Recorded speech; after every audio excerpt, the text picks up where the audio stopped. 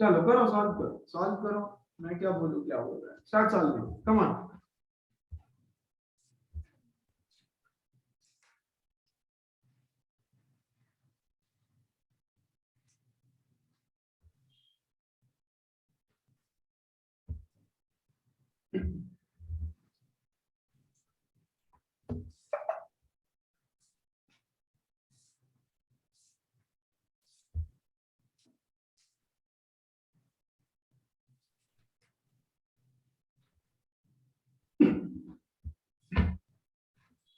Describe the motion of particle acted upon by the force. कौन से type का ये मोशन है ये बताओ।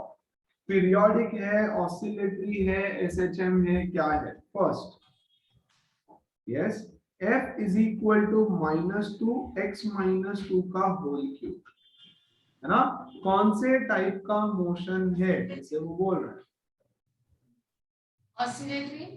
oscillatory, ऑसिलेटरी मोशन है, okay, oscillatory. How do you say that it is oscillatory?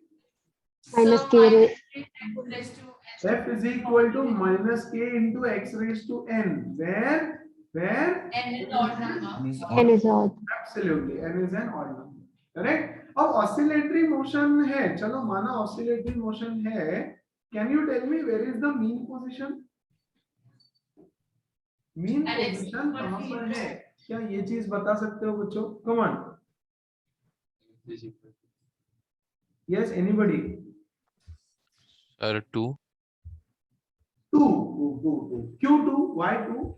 Sir अगर x2 हो जाएगा तो पूरा वैल्यू 0 हो जाएगा सर, और मीन पोजीशन पे देखो 0। क्या मैं इसको ऐसे लिख सकता हूँ, -2 इंटू एक्स का क्यूब, यस, -2 इंटू एक्स का क्यूब, मतलब ये वैल्यू मेरी क्या हो गई, x-2, यस, इक्वल टू 0।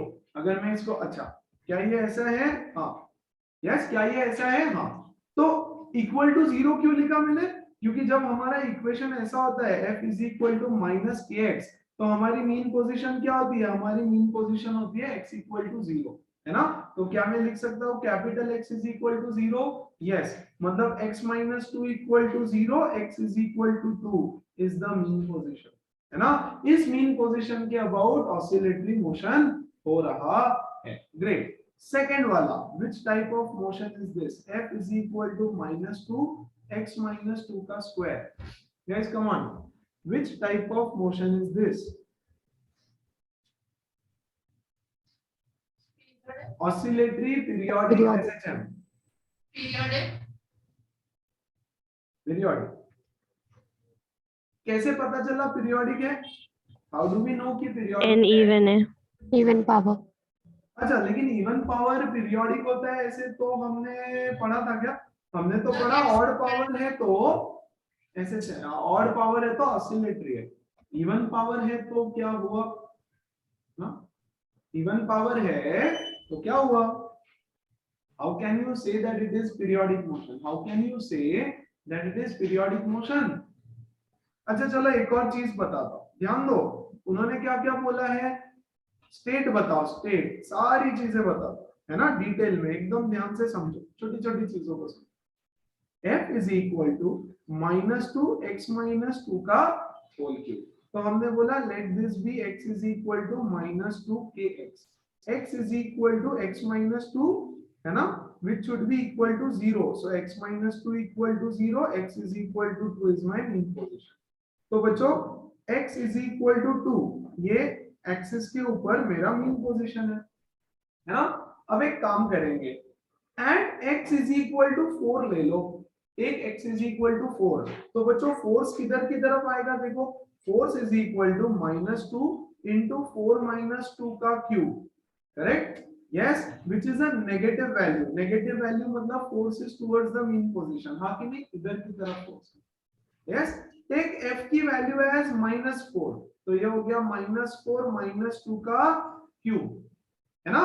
तो ये क्या हो जाएगा? -2 इंटू -6 का cube, which will be a negative number, मतलब फोर्स पॉजिटिव हो गया। फोर्स पॉजिटिव हो गया मतलब इधर की तरफ, है ना? मतलब the force is always towards the mean position, number 1, and number 2 odd power, therefore this is an oscillatory motion. क्या सब बच्चों को समझ में आई सारी कहानी? एवरीबॉडी कमेंट Yes, करो। अच्छा, आप Yes, दूसरा sir. इक्वेशन को ऐसे ही एनालाइज करो, x माइनस 2 का होल स्क्वायर, ठीक है, x माइनस 2 का होल स्क्वायर। एक काम करेंगे, मैं बोलता हूं put x is equal to 3, 2 से बड़ा नंबर डाल दो, है ना, तो ये हो जाएगा माइनस 2 इंटू 3 माइनस 2 का square which is a negative number, correct, very good. तो फोर्स नेगेटिव है, फोर्स नेगेटिव है, ठीक है। दूसरा x is equal to minus 3 डाल दो, नेगेटिव वैल्यू डाल रहा हूं, x की वैल्यू 2 से छोटी डाल। एक बार x की वैल्यू मैंने 2 से बड़ी डाली, एक बार x की वैल्यू में 2 से छोटी डाल रहा हूं, कुछ भी डाल दो, नेगेटिव नंबर डालना था मुझे, तो मैंने बोला f इज इक्वल टू क्या आएगा, हमने बोला f is equal to minus 2 into x की वैल्यू माइनस 3 माइनस 2 का whole square which is nothing but again a negative number. मतलब फोर्स हमेशा हमेशा हमेशा इधर की तरफ है, फोर्स हमेशा नेगेटिव है, राइट, मतलब ऑब्जेक्ट हमेशा अवे फ्रॉम दिस पॉइंट जा रहा है। अगर मैं इसको मीन पोजीशन मान भी लेता, x इज इक्वल टू 2 से अवे जा रहा है, away from x is equal to 2, yes. तो यार ये तो कौन सा मोशन हो गया, कौन सा मोशन हो गया, Linear. Kind of linear motion हो गया, हाँ कि नहीं? अरे ठीक है, थोड़ा क्वाड्रेटिक भी हो सकता है, लेकिन पॉइंट इज इधर की तरफ जा रहा है, मतलब ये तो पीरियोडिक भी नहीं है। अरे पीरियोडिक में उस पॉइंट पे कभी ना कभी तो वापस आएगा, यहाँ पे तो वापस भी नहीं आ रहा है, so not even periodic, kind of linear, हमेशा ऐसा इधर जा रहा है। अरे क्या सारे बच्चों को समझ में आ रहा है क्या logic? Everybody everybody everybody everybody, Yes, sir. Yes, sir. Yes, sir. तो मोशन को एनालाइज करते आना चाहिए कि अच्छा इस तरह से मोशन को एनालाइज किया हुआ है। बोलो क्लियर है? आगे बढ़ूं मैं? वैसे ही मुझे थर्ड वाला मोशन एनालाइज करके बताओ, third motion analyse SHM.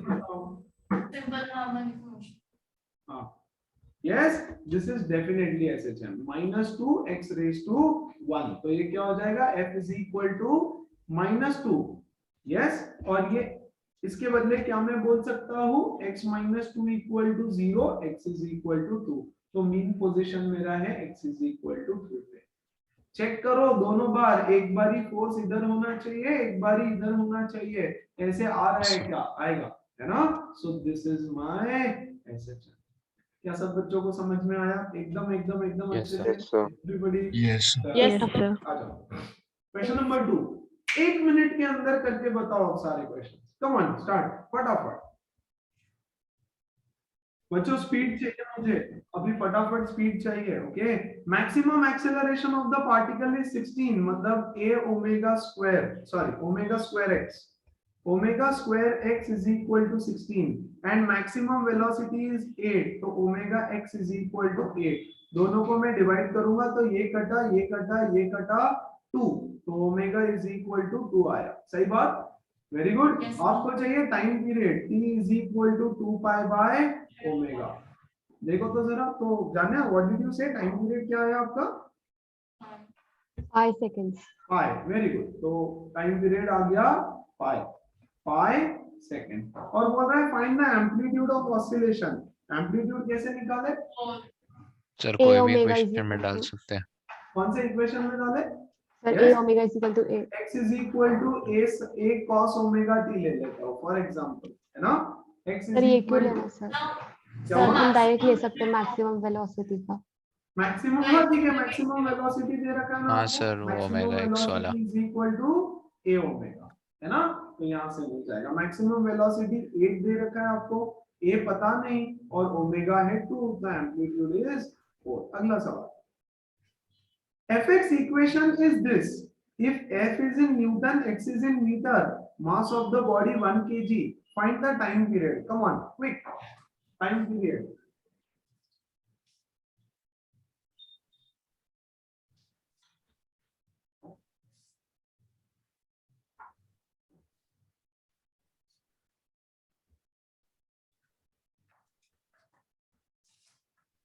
Pi.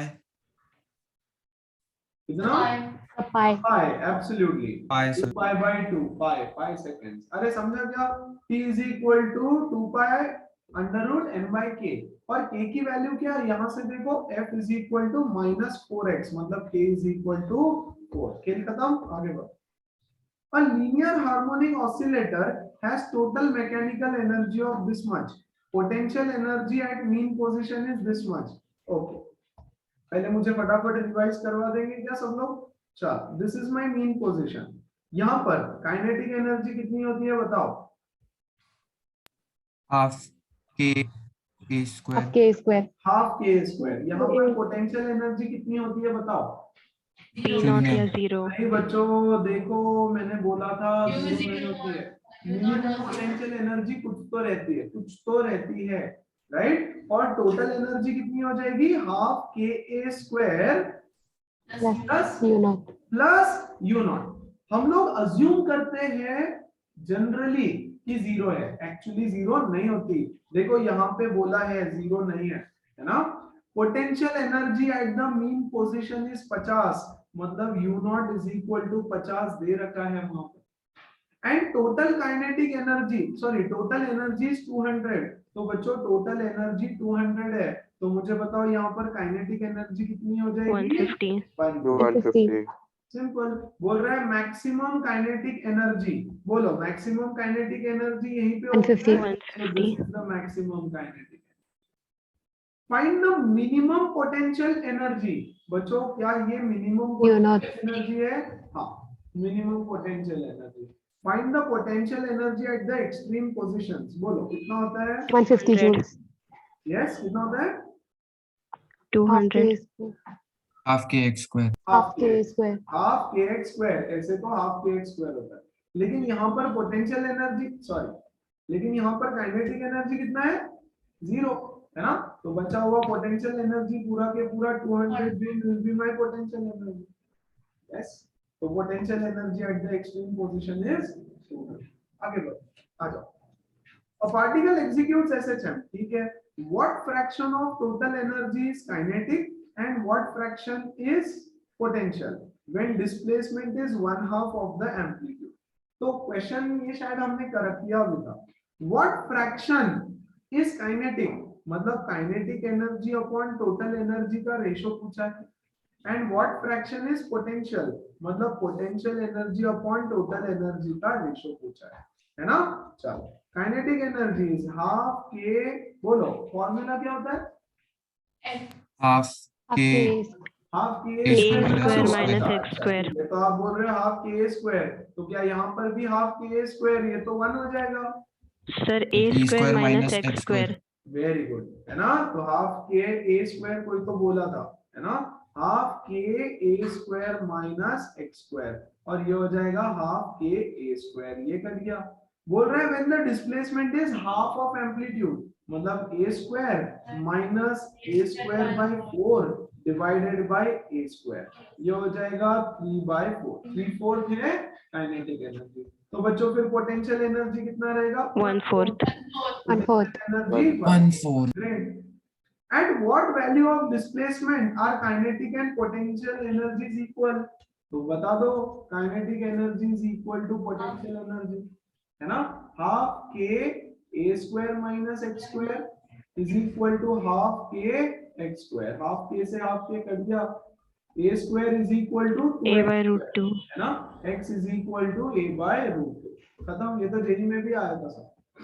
चलो, the potential energy of particle oscillating along x-axis is given as this। देखो पोटेंशियल एनर्जी दिया है, potential energy given, u is in joules, x is in meters, ठीक है? Total mechanical energy is 36।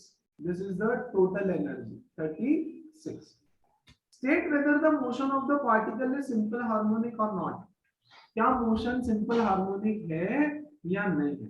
अब 1 minute तो भी at least इसको सोचो और मुझे बताओ,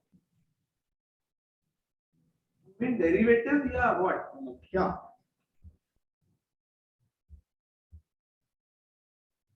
सोचो। ये ऐसा है क्या? u is equals to u naught plus half k x square. बच्चों work done is equal to negative of change in potential energy, हाँ कि नहीं? यस। तो small work done is equal to small change in potential energy, minus sign हटा दो यार, minus sign अभी के लिए अगर मैं हटा दूं तो क्या मुझे क्यों हटाए माइनस साइन रहने, है ना। Work done is negative of change in potential energy, ये तो सबको पता है ना, ये तो हम बहुत टाइम से पढ़े। Very good. So what is work done? Work done will be F F dot dot S. dx is equal to this। क्या मैं dx को नीचे लेके आ सकता हूँ? F is equal to minus du by dx। और ये फॉर्मूला हमने पढ़ रखा है वर्क एनर्जी चैप्टर में, आ सकता है। Yes, force is equal to minus du by dx, force is equal to minus du by dx। तो आपको u दिया है, Yes sir, it is simple harmonic. 20 plus x minus 2 का स्क्वायर। तो आप डिफरेंशिएट कर दो दोनों side with respect to x, तो ये हो जाएगा du by dx is equal to, बताओ इसका डेरिवेटिव 0 प्लस इसका डेरिवेटिव 2 into x minus 2 बराबर। Great. So what is du by dx? du by dx is 2x minus 4। तो फोर्स कितना हो जाएगा? How much is the force guys? Yes, force हो जाएगा negative of 2 into x minus 2, ऐसे लिखता हूँ, which is F is equal to minus 2 kx। F is equal to minus 2 kx। State whether the motion is simple harmonic or not। Yes, the motion is simple harmonic। क्या सब बच्चों को समझ में आया? Everybody। Yes sir. Yes, sir. है ना। Find the mean position। चलो बता दो यार mean position। 2. Equal to 2, है ना। Yes, x minus 2 equal to 0, x is equal to 2 is the mean position। बहुत अच्छा। Find the maximum kinetic energy of the particle। Particle का maximum kinetic energy। Yes, बोलो maximum kinetic energy कितना? How much is maximum kinetic energy? Half सबसे k पहले Half square. k तो- square. बच्चों सिर्फ फॉर्मूला से सब कुछ नहीं होगा ना। u is equal to 20 plus x minus 2 का whole square.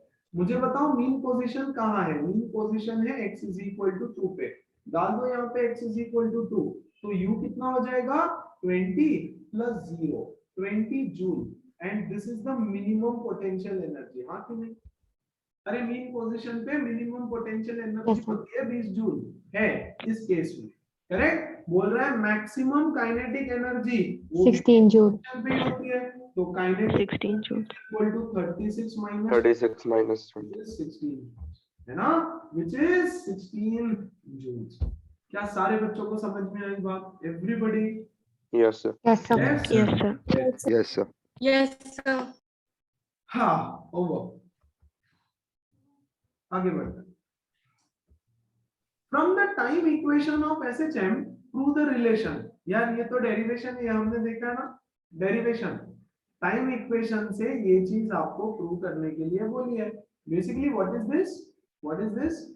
v equal to, अच्छा v इक्वल टू होना चाहिए ना, v equal to omega under root a square minus x square. Derivation है उसको छोड़ रहा हूं, हमने थ्योरी में डिराइव करके दिया है आपको। If SHM is represented by this equation in SI units, ठीक है, determine the amplitude। बच्चों amplitude तो 10 है, simple। Determine the time period। Time period is 2 pi by omega। Omega तो यहाँ पर pi है, so 2 pi upon pi, तो ये हो गया 2 second. Maximum velocity V max। A omega. बच्चों V max कितना होता है? A omega। A है 10, ओमेगा है मेरा pi। 5. 10 पाई मीटर पर सेकंड। आगे बढ़े, आ जाओ। A particle executes SHM with a time period of 4 seconds। ठीक है, तो time period 4 second. Find the time taken by the particle to go directly from its mean position to half of its amplitude। Yes, x is अच्छा आधा amplitude उसको cover करना है। बच्चों mean position से चालू किया, यस, यहाँ पे आना है, यहाँ पर आना है। Yes, find the time taken by the particle to go directly from mean position। मतलब इधर की तरफ वो जा रहा है। बच्चों जब वो इधर की तरफ जाता होगा तो उसका स्पीड बढ़ेगा कि घटेगा? Come on everyone. Sir, Decrease reduce। होगा. कम होगा. Decrease. इंक्रीज कैसे होगा? वेलोसिटी तो डिक्रीज होते जाएगा ना।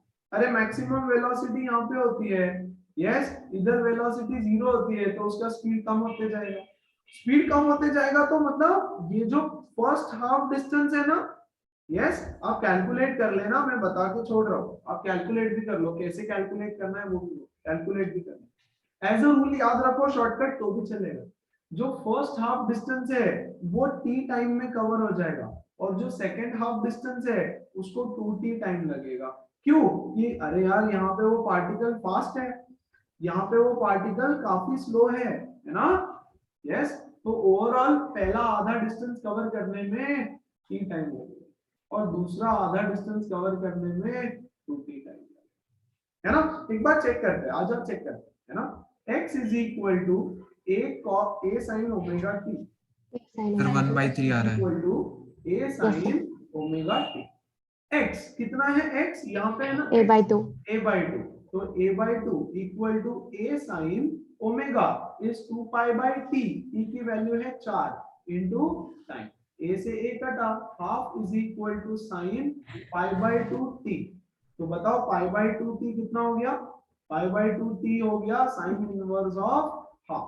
सो बच्चों पाई बाई 2 t कितना होता है, पाई Pi by by 5/6 pi by 6, पाई से पाई कटा 3, 1/3 सो t 1/3 इक्वल टू 1/3 सेकंड्स में। थोड़ा गड़बड़ हो गया, गड़बड़ हो गया क्या, नहीं सही है, सही है। रेशो लिख के देता हूं आपको, सिर्फ 1:2 का रेशो है ना, 1/3। अरे मान लो बच्चों 1 सेकंड लगता है यहाँ से यहाँ जाने में, 1 सेकंड लगता है फॉर एग्जांपल 1 सेकंड, सो 1:2 का रेशो है, मैंने t और 2t लिख दिया ना, चलेगा, सही था, वो भी सही था, आप रेशो के टर्म्स में याद रखो 1:2 का, है ना। चलो छोड़ दो इसको, ऐसे सॉल्व करो आप लोग, कोई टेंशन, यस।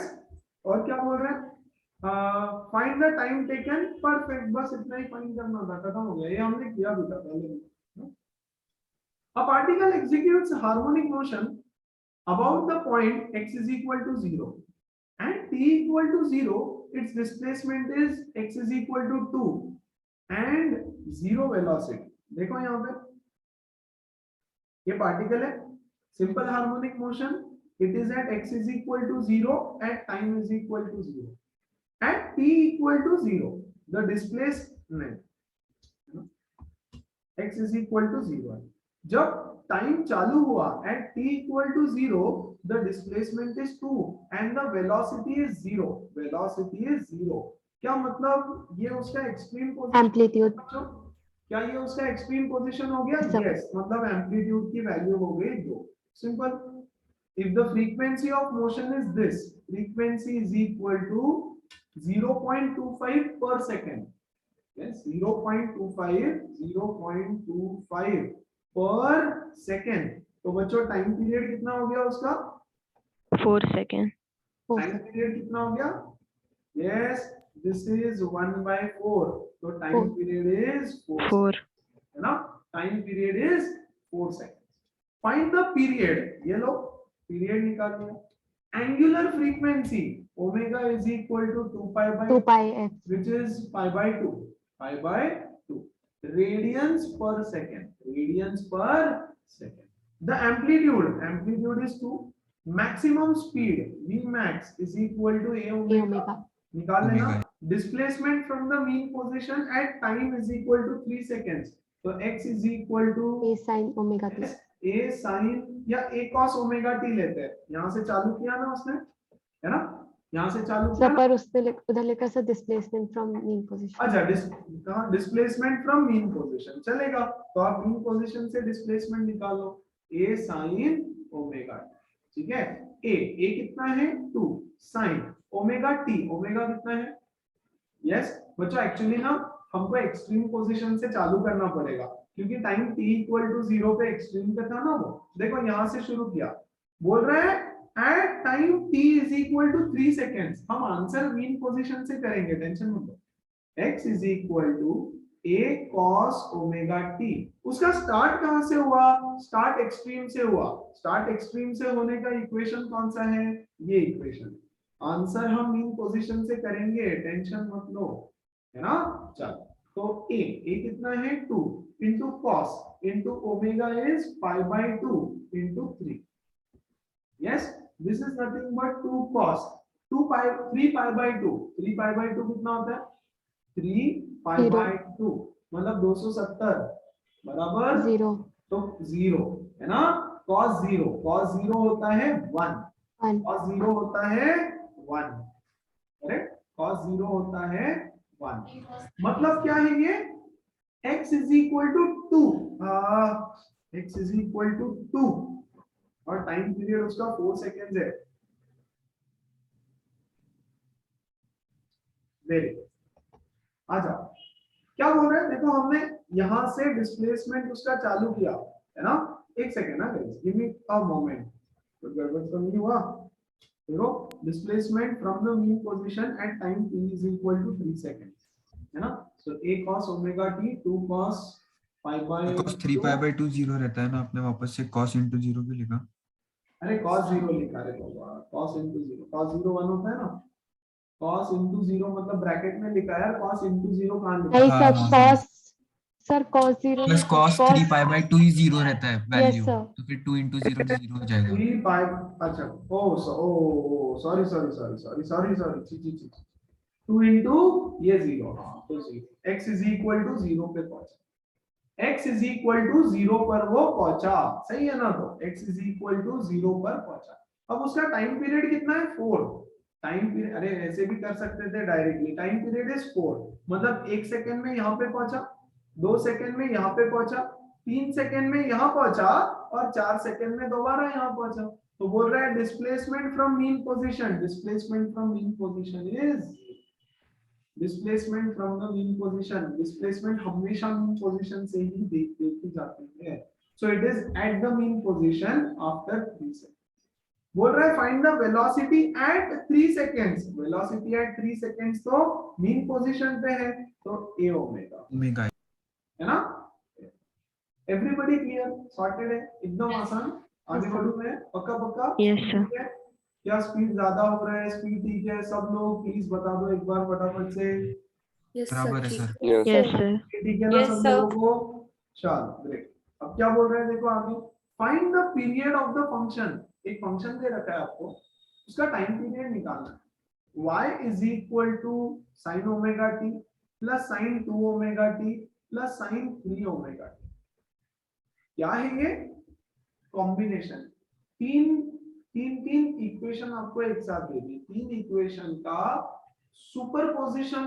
ऑफ वेव्स है kind of superposition of SHM combination of SHM multiple SHM एक साथ हो रहे हैं मल्टीपल एसएचएम एक साथ मिला करके एक एसएचएम हो रहा है मतलब एक शॉर्ट में हिंट दे दो ये एक ऑब्जेक्ट है या याद है हमने एक एग्जांपल देखा था यहाँ एक ट्यूनिंग फोक है ये बॉल को मूव कर रहा है ऊपर नीचे आपने एक और ट्यूनिंग फोक यहाँ रख दिया और आपने एक और ट्यूनिंग फोक यहाँ रख दिया ठीक है एक का फ्रीक्वेंसी है ओमेगा दूसरे का 2 ओमेगा तीसरे का 3 ओमेगा एक का फ्रीक्वेंसी ओमेगा दूसरे का 2 ओमेगा तीसरे का 3 ओमेगा और इन तीनों का करके ना ये कोई तो एक एसएचएम फॉलो करे या मान लो तीनों को फॉलो करे तीनों को कंबाइन करके फॉलो करके एक एसएचएम को फॉलो कर रहा है उस एसएचएम का बोल रहा है आपको कि टाइम पीरियड निकालो तो क्या इसको मैं पहला ले लूं y1 बोलता हूं इसको y1 is equal to sin omega t दूसरा एक ये वाला ये भी उसको अलग से डिस्प्लेसमेंट करने बोलेगा याद है क्या बच्चों x1 is equal to a1 sin omega t x2 Yes, is sir. equal to a2 sin omega t सही बात है ना तो यहाँ एम्पलीट्यूड तो शायद सेम है बट फ्रीक्वेंसी अलग अलग है तो मैं यहाँ बोलता हूँ y2 is equal to sin 2 omega t and मैं यहाँ पे बोलता हूँ y3 is equal to sin 3 omega t इन तीनों डिस्प्लेसमेंट का मिला करके डिस्प्लेसमेंट हो रहा है y है ना तो मैंने बेसिकली क्या बोला y is equal to y1 plus y2 plus y3 very good तो इसका टाइम पीरियड कितना होगा t is equal to 2 pi by omega t1 बोलो इसको तो पहले वाले ट्यूनिंग फोक ने उसको बोला भैया तेरा टाइम पीरियड ये होना चाहिए दूसरा वाला ट्यूनिंग फोक उसको बोलेगा भैया तेरा टाइम पीरियड होना चाहिए 2 pi upon 2 omega 2 pi upon 2 omega ठीक है रहने दो इस पे और तीसरा वाला उसको बोल रहा है भाई तेरा टाइम पीरियड होना चाहिए 2 पाई अपॉन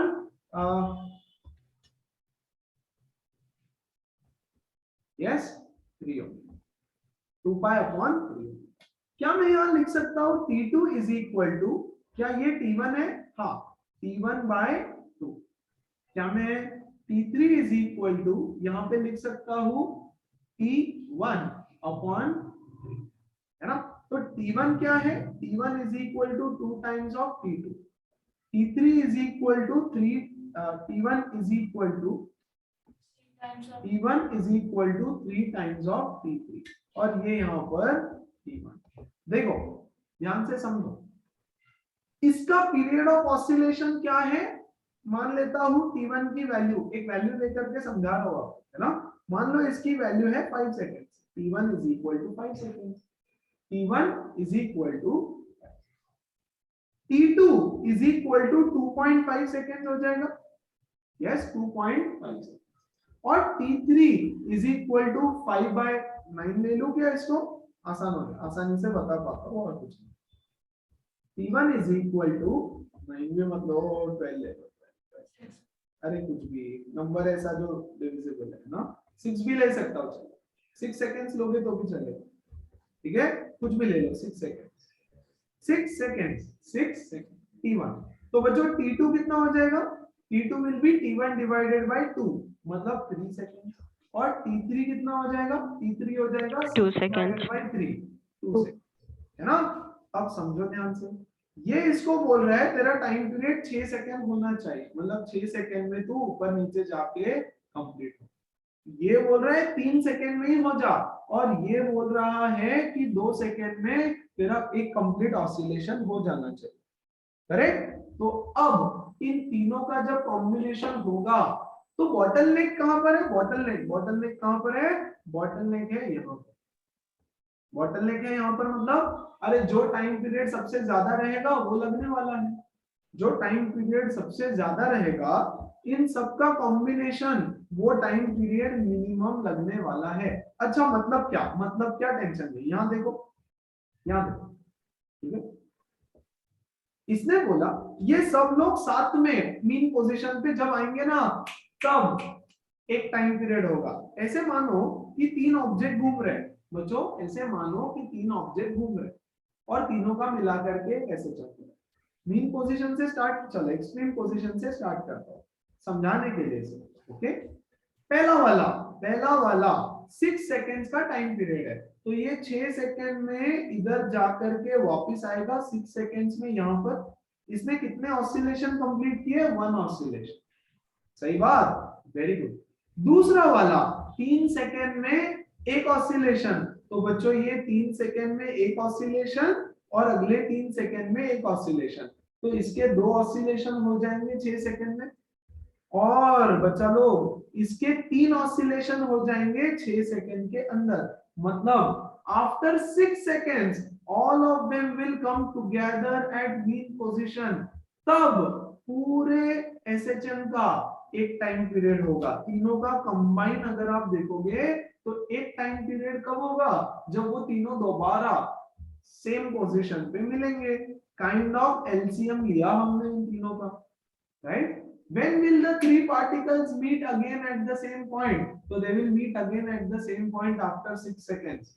क्या सबको समझ में आ रहा है? तो इसका टाइम पीरियड क्या हो जाएगा? इसका टाइम पीरियड हो जाएगा बच्चों T1, that is nothing but 2 pi by omega। Values तो मैंने आपको समझाने के लिए, है ना? तो क्या है ये? 3 पार्टिकल्स, 3 लोग मिलके, यस, वो बॉल को इंस्ट्रक्ट कर रहे हैं। यस, पहला वाला क्या बोलेगा कि भैया तेरा एक ऑसिलेशन 6 सेकंड में होना चाहिए, दूसरा बोल रहा है भाई तेरा 3 सेकंड में एक हो जाना चाहिए, और ये तो बोलेगा अच्छा तुम तीनों की सुनते हुए 6 सेकंड के बाद मैं दोबारा मीन पोजीशन पे आऊंगा। यस, मतलब मैं तीनों की सुन रहा हूं, to come back to my mean position. इसने बोला 3 सेकंड के बाद आ रहा हूं मैं, 3 सेकंड के बाद। इसने बोला 6 सेकंड के बाद आ रहा हूं मैं, 6 सेकंड के बाद। और इसने बोला 2 सेकंड के बाद आ रहा हूं मैं, तो टोटल 6 सेकंड के बाद I will come back to the mean position. अरे क्या सब लोगों को समझ में आ रहा है क्या चल रहा है? एक्चुअली एक ऑब्जेक्ट वाइब्रेट हो रहा है, लेकिन वो 3 की तरफ बिहेव कर रहा है, तीनों का सुन रहा है, और एक SHM उसका हो रहा है with the time period which is LCM of the time periods of all. Everybody sorted है, कोई टेंशन नहीं। कोई Yes, छोटी sir. चीज नहीं समझी होगी तो प्लीज पूछो, अब कुछ भी छोटा मोटा। यस, ओके ओके, आगे बढ़ो। Fx equation of the body of mass 2 kg in SHM is this. Okay, F whatever. Find the time period of oscillation. T is equal to 2 pi under root upon n by 2 k. by 8. और बच्चों k की value यहाँ 5 से seconds. Minus 8x, k is equal to 8. 8. Value दे दी, डाल देना। आगे बढ़ो। Acceleration of particle in SHM at displacement x is equal to 10 centimeter from the mean position is this much. Acceleration of the particle, yes, at the displacement x is equal to 10 from mean position is this much. Find the time period of oscillation. कैसे निकालेंगे इसको?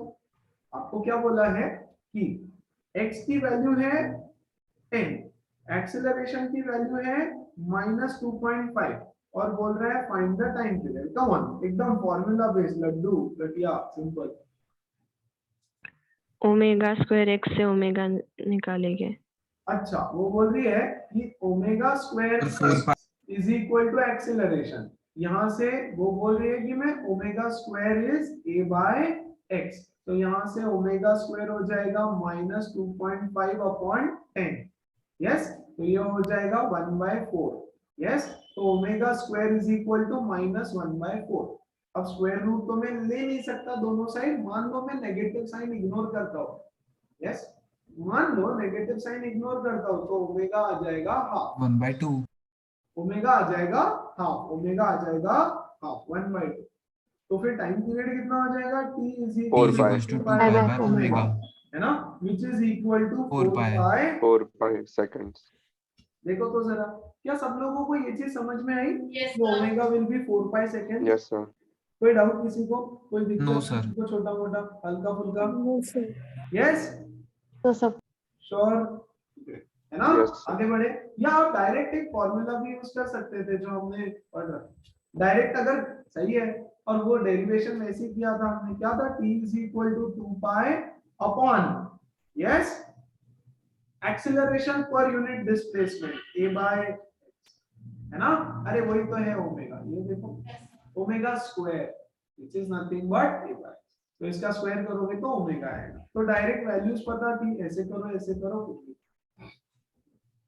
A block with mass 3 kg is suspended from an ideal spring having negligible mass and stretches the spring by 0.2 meter. A block of mass 3 kg is suspended from an ideal spring. Negligible mass stretches it by 0.2 meter. तो बच्चों ये ऐसे लटका हुआ है, इसका मास है। अगर ये ऐसे लटका हुआ है तो is this the natural length of the spring? क्या ये स्प्रिंग की नेचुरल लेंथ है, हाँ कि ना? क्या ये स्प्रिंग की नेचुरल लेंथ है? यस या no? No, sir. No, sir. नहीं, नेचुरल लेंथ नहीं है, सही बात है। यस, अरे नेचुरल लेंथ तो ऐसे होगी ना, ऐसे होगी। मैंने Without इसको पकड़ रखा है, अभी पकड़ रखा है तो नेचुरल। जैसे ही मैं छोड़ूंगा वो नीचे आ जाएगा, मतलब अब क्या ये इक्विलिब्रियम पोजीशन में है? Yes, Yes, sir. Already equilibrium position में है। मान लो कि यहाँ तक उसकी नेचुरल लेंथ थी और ये लेंथ एक्सटेंड करने के बाद हो गई। कितना एक्सटेंड किया है? 0.2 0.2. एक्सटेंड किया है उसको, करेक्ट। और नीचे की तरफ इसका वेट एक्ट करेगा mg, जी। और ऊपर की तरफ एक फोर्स एक्ट करेगा, कौन सा?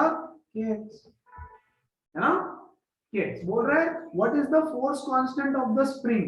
यस, तो kx is equal to mg, kx is equal to mg, तो k is equal to mg by x। mg कितना है? Mass is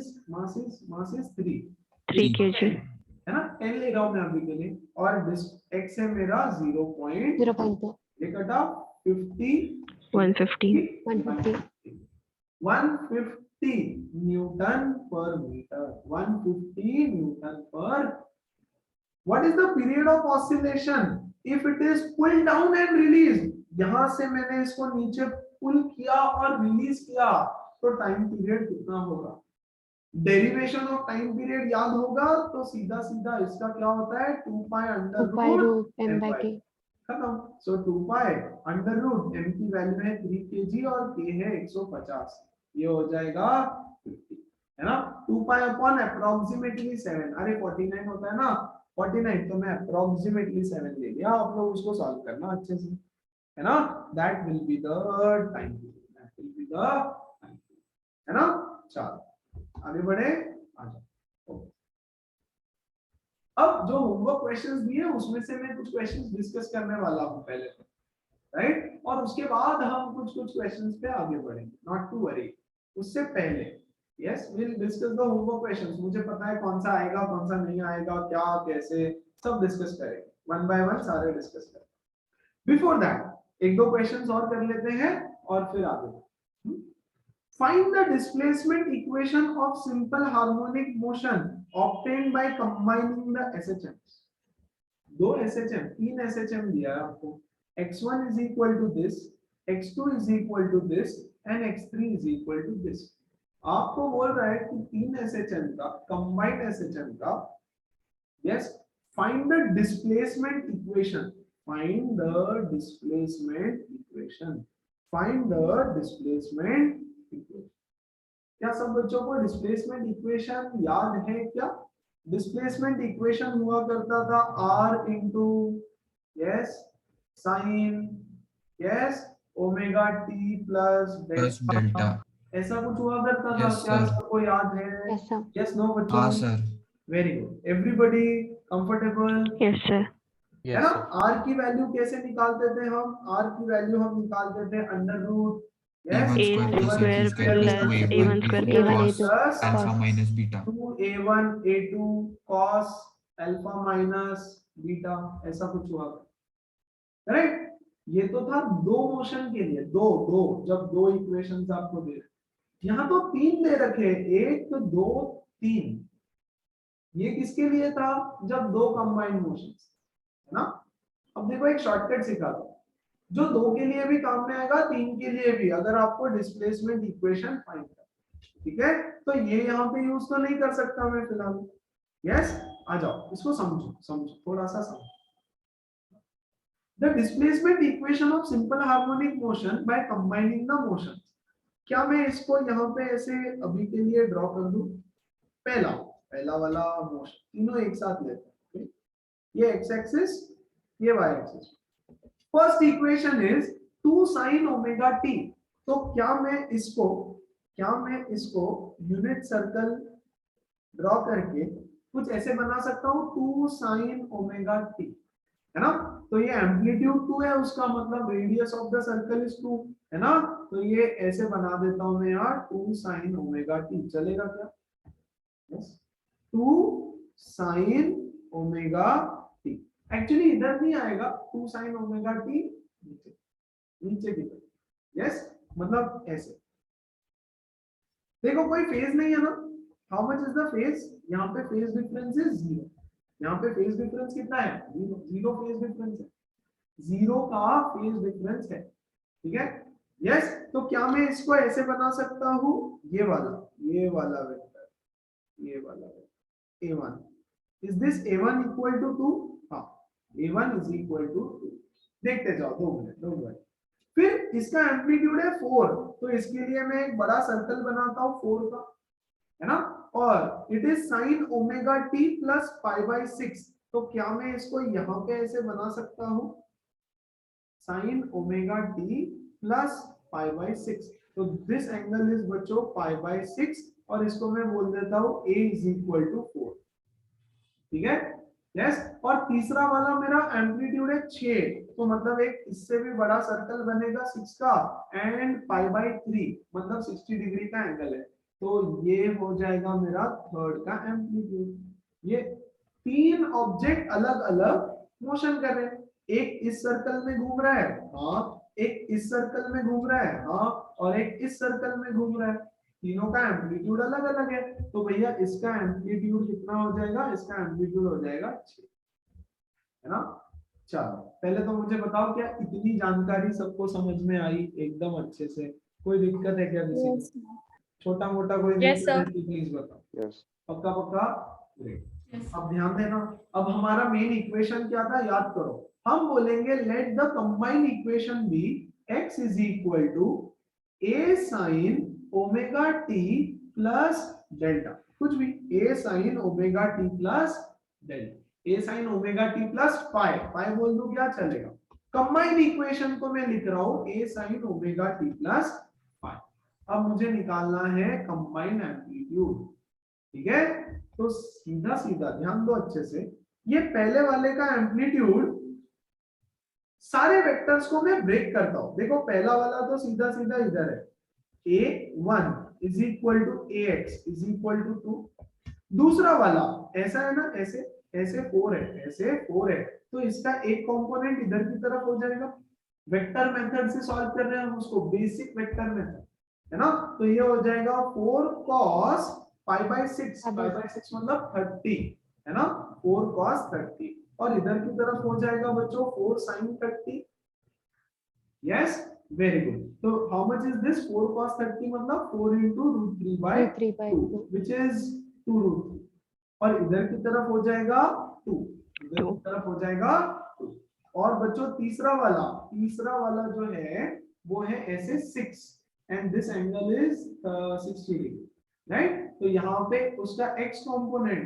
ax will become how much, a3x will be 6 cos 60 which is 3, और ये हो जाएगा 6 sin 60 which is 3√3, yeah, 6 into √3/2, 6 into √3/2 which is 3 है ना, very good. Now my amplitude is equal to resultant, amplitude का magnitude is equal to √ax² plus √ay²। सबसे पहले ax बताओ कितना है, ax है 2 प्लस 2√3 प्लस 3, है ना, 2 plus 2√3 plus 3 which is 5 plus 2√3, है ना। और ay मेरा बताओ कितना हो गया, यहाँ पे तो ay है ही नहीं, 0, अरे यहाँ पे तो ay है, यस, तो ये हो जाएगा 0 प्लस 2 प्लस 3√, तो ये कितना है अगर इसको कैलकुलेट किया जाए तो, है ना, 2 into 1.732, 1.732 into 2 कैलकुलेट करना पड़ेगा बच्चों, पूरा कैलकुलेट करना पड़ेगा। सो ये 2 2 4, 2 3 6, ये 4 1 2 3, यस 3.464, तो 5 प्लस 3.46 मतलब 8.46 इसकी वैल्यू, और ये हो गया 3√3 मतलब 1.732 into 3, 3 2 6, 3 3 9, 3 27 2 सॉरी 21 2, और ये 3 1 3 9, 9.196 प्लस 2, सो 11.196 का स्क्वायर, यहाँ पे आएगा 8.46 का स्क्वायर। सर वो 5.196 आ रहा है। 5 आ रहा है क्या, मैंने कुछ कहा 3 1 3 + 2 5, sorry yes 5 5 6 7, I am so sorry 7.196, हाँ, तो ये हो जाएगा 7.196 का स्क्वायर, √8² + 7², जो भी वैल्यू आएगी बच्चों वो वैल्यू। अब पूरा के पूरा तो कैलकुलेशन करके दिया, अभी आप देखो ना, है ना, पूरा के पूरा कैलकुलेशन करके दिया। अब ये क्या है, ये है 7.196। अब आपको चाहिए रिजल्टेंट, देखो रिजल्टेंट का मैग्नीट्यूड मिल गया, रिजल्टेंट का मैग्नीट्यूड मिल गया, हाँ रिजल्टेंट का मैग्नीट्यूड मिल गया। अब मुझे चाहिए रिजल्टेंट का डायरेक्शन, तो भैया इन तीनों का रिजल्टेंट, ये वाला ये वाला ये वाला, कुछ रिजल्टेंट अप्रोक्सीमेट वैल्यू बताओ इसका, है ना। 8 8 जा 64, √64 प्लस 7 7 जा 49, यस, तो 64 प्लस 50 125 ले लूं क्या, अप्रोक्सीमेटली 5, क्या अप्रोक्सीमेटली 5 के आसपास आएगा बच्चों, आई डोंट नो, देखो तो, नहीं नहीं सॉरी 125 ना, तो ये आएगा अप्रोक्सीमेटली 11.5 यस अप्रोक्सीमेटली 11.5 अरे 64 50 125 आ रहा है 11 का स्क्वायर है ना, तो 11.5 अप्रोक्सीमेटली एम्पलीट्यूड। ओके, तो इन तीनों का मिला करके जो एम्पलीट्यूड आएगा, कौन से कलर से बनाओ, ब्लैक कलर से, तो बच्चों इसका एम्पलीट्यूड कहीं तो ऐसे आएगा, ये हो गया मेरा रिजल्टेंट। तो जो मेरा रिजल्टेंट मोशन होगा, वो रिजल्टेंट मोशन का एम्पलीट्यूड 11 के आसपास होगा। एक बंदा बोल रहा है 6 से वाइब्रेट करो, दूसरा बोल रहा है 4 से करो, तीसरा बोल रहा है 2 से करो, लेकिन एट सम फेज डिफरेंस होने की वजह से वो तीनों ऐड नहीं हुए। देखो यार वेक्टर्स का बेसिक है तो, है ना, पहला पार्टिकल इसको बोलता है इधर जा 6 से, दूसरा बोलता है इधर जा 4 से, और तीसरा बोलता है इधर जा 2 से मीन पोजीशन पे।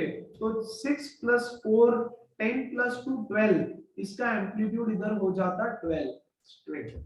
लेकिन एक बोल रहा है कि इधर जा, दूसरा बोल रहा है इधर जा, तीसरा बोल रहा है इधर जा, तो उसको एसएचएम करवाने में इसके x कंपोनेंट का, इसके y कंपोनेंट का ऐसे तो ओवरऑल उसका एम्पलीट्यूड कहीं तो बीच में आया अप्रोक्सीमेटली 11.5 करेक्ट। और अब इसका मुझे चाहिए एंगल, फेज डिफरेंस फाइ, तो एंगल कितना हो जाएगा, this phase difference phi is equal to, बोलो फेज डिफरेंस फाइ कितना हो जाएगा, summation of ax summation of ay upon summation of ax, tan inverse tan phi is equal to summation of ay is 7.196 upon 8.46, phi is equal to tan inverse of 7/8, अभी के लिए लिख रहा हूं मैं, जो भी एंगल बन के आएगा वो बन के आएगा, है ना। और तीनों का ओमेगा तो सेम है, ओमेगा ओमेगा ओमेगा, तीनों का टाइम पीरियड सेम है, तो कोई टेंशन नहीं। क्या सारे बच्चों को पूरा क्वेश्चन समझ में आया? This is actually a shortcut कि आपको 4 कंबाइंड इक्वेशंस दे दे तो भी आप सॉल्व कर पाओगे, है ना, 4 कंबाइंड इक्वेशन दे दो तो भी आप सॉल्व कर पाओगे। चलो यहाँ से 1-2 क्वेश्चंस और ट्राई करते हैं इस टाइप के। सर हाँ बोलो सर, वो जो एग्जांपल आपने दिया था जो तीनों एक ही डायरेक्शन में जा रहे थे ना, 6 2 और 4, हाँ सर तो उस केस में अगर फर्स्ट वाला कह रहा है कि 6 एम्पलीट्यूड चाहिए और अगर सेकंड वाला कह रहा है 2 चाहिए, तो ऐड कैसे होगा 6 + क्योंकि 2? सेम डायरेक्शन में जा रहा है तो सेम। देखो यार सिंपल है ना, ये एक इंसान है ना, अथर्व आपने उसको बोला इधर की तरफ जा 6 से, सस्मित ने आके उसको बोला नहीं तू इधर की तरफ जा 4 से, तो वो 6 + 4 से जाएगा, या सीधा सीधा एक ने उस पे फोर्स लगाया 6 का, एक ने 4 का, तो वो इधर नहीं जाएगा, हाँ राइट, और टोटल 10 से जाएगा। अगर एक आता है बोलता है इधर की तरफ जा 6 से, दूसरा आता है बोलता है इधर की तरफ जा 4 से, है ना, तो अल्टीमेटली वो इधर जाएगा 2 से, राइट।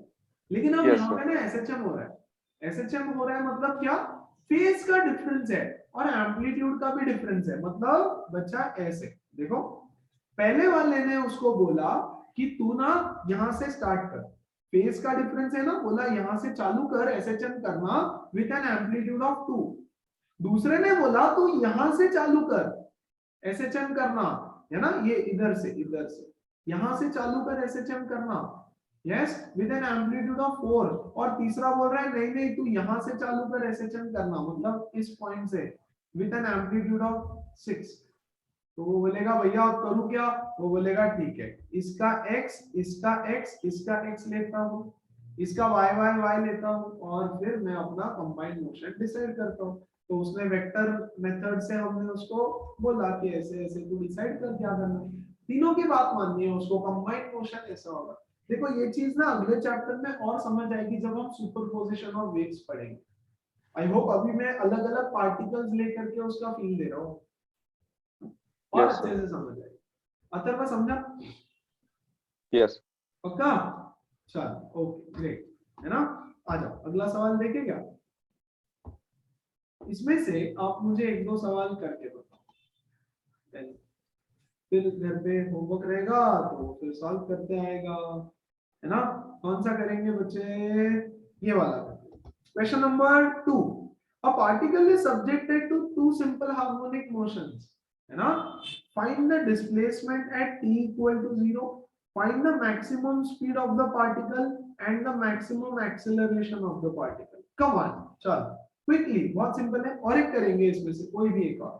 सेकंड वाला पहले करके बताओ. चलो स्टार्ट डूइंग दिस. फटाफट देखो.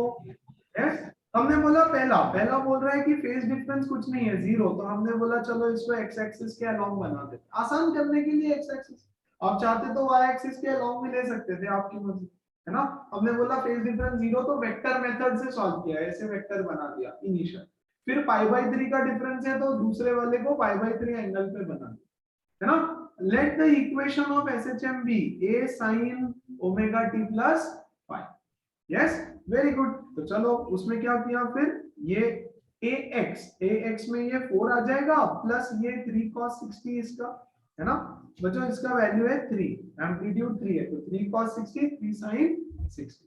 तो ax मिला, ay नहीं मिला दोनों का. और mod a is equal to under root ax square plus ay square, और phi is equal to tan inverse ay by ax. जब 3 वेक्टर थे तो 3 किए हमने, 2 थे तो 2 किए, काफी आसान. बोल रहा है find the displacement eight t equal to 0. हाँ बताओ, what is the displacement eight t equal to 0, है ना? एट t equal to 0 बोलो क्या होगा बच्चों? डाल दो x is equal to a sin omega t plus phi. यार अब इसको मैं सॉल्व नहीं कर सकता until, यस, जब तक मुझे ये वैल्यू का एग्जैक्ट पता नहीं चलता मैं इसको सॉल्व नहीं कर सकता, है ना? क्योंकि यार एग्जैक्ट वैल्यू चाहिए होगी मुझे phi की, है ना? तभी तो मैं सॉल्व कर पाऊंगा, अदरवाइज नहीं सॉल्व कर सकता. ओके, तो मैं इसको छोड़ूंगा. बट डोंट वरी, कैसे सॉल्व करना रहेगा, मान लेते हैं अभी के लिए आपको समझाने के लिए कि ये इक्वेशन कुछ ऐसे आया. x की वैल्यू, a की वैल्यू अप्रोक्सीमेटली 6.2 आ रही है, तो मैं 6 ले लेता हूँ.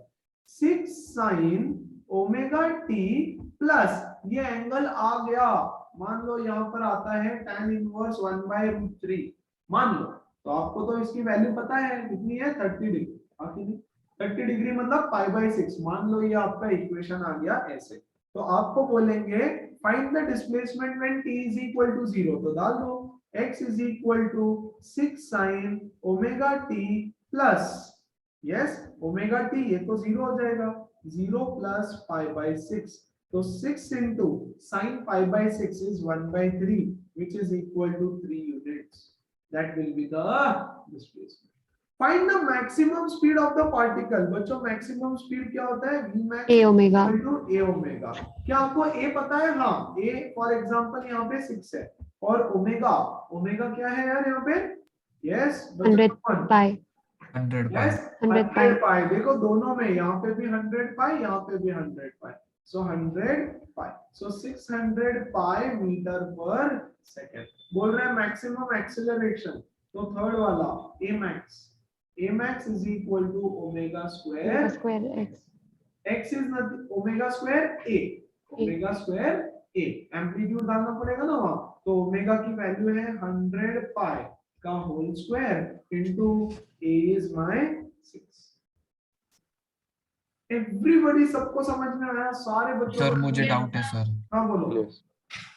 सर अभी जब हमारे पास डेल्टा का फॉर्मूला है तो फिर आपने करो ना. अरे भाई, डेल्टा का फॉर्मूला यहाँ पे काम करेगा कि नहीं करेगा? यस, प्लस वो फॉर्मूला भी याद है क्या? a1 sin alpha plus a2 याद है sin सर. बीटा, है ना? उससे निकालो या ऐसे निकालो, आंसर तो सेम ही आने वाला है. ठीक है, लेकिन मान लो कि यार ये वाला क्वेश्चन आ गया, तो इसके लिए डेल्टा का फॉर्मूला कैसे यूज करेगा? नहीं कर सकता, बराबर? तो फिर इसीलिए आज एक नया मेथड सिखाया जिसमें अगर 3 4 5 भी कंबाइन करके दे दिए तो भी हो जाता है. ये आपके बोर्ड वाले बुक्स में नहीं है ना, है ना? समझ में आया क्या राघव? तो you can use that also, कोई दिक्कत नहीं है आपकी मर्जी. आप सर फिर मेरा R रिजल्टेंट वो मेथड से 13 आया. 13 आया? चेक करो एक बार ठीक से वापस. आई डोंट थिंक आना हाँ सर, चाहिए. 4 स्क्वायर प्लस मुझे फोटो निकाल के भेज देना, कोशिश करो ये मेथड यूज Yes. करो, है ना? दो simple harmonic motion, combined motion, ठीक है, ऐसे सॉल्व कर सकते। चलो कौन सा वाला सॉल्व किया जाए, और एक यस थर्ड फोर्थ कौन सा करें, you tell me, come on guys, बोलो जल्दी से, बोलो जल्दी से। सर थर्ड वाला। थर्ड क्या बोल रहे हैं, देखो, three simple harmonic motions of equal amplitudes A, equal time periods in the same direction combined. Okay, the phase of the second motion is 60 degree ahead of the first and the phase of the third is 60 degree ahead of the second.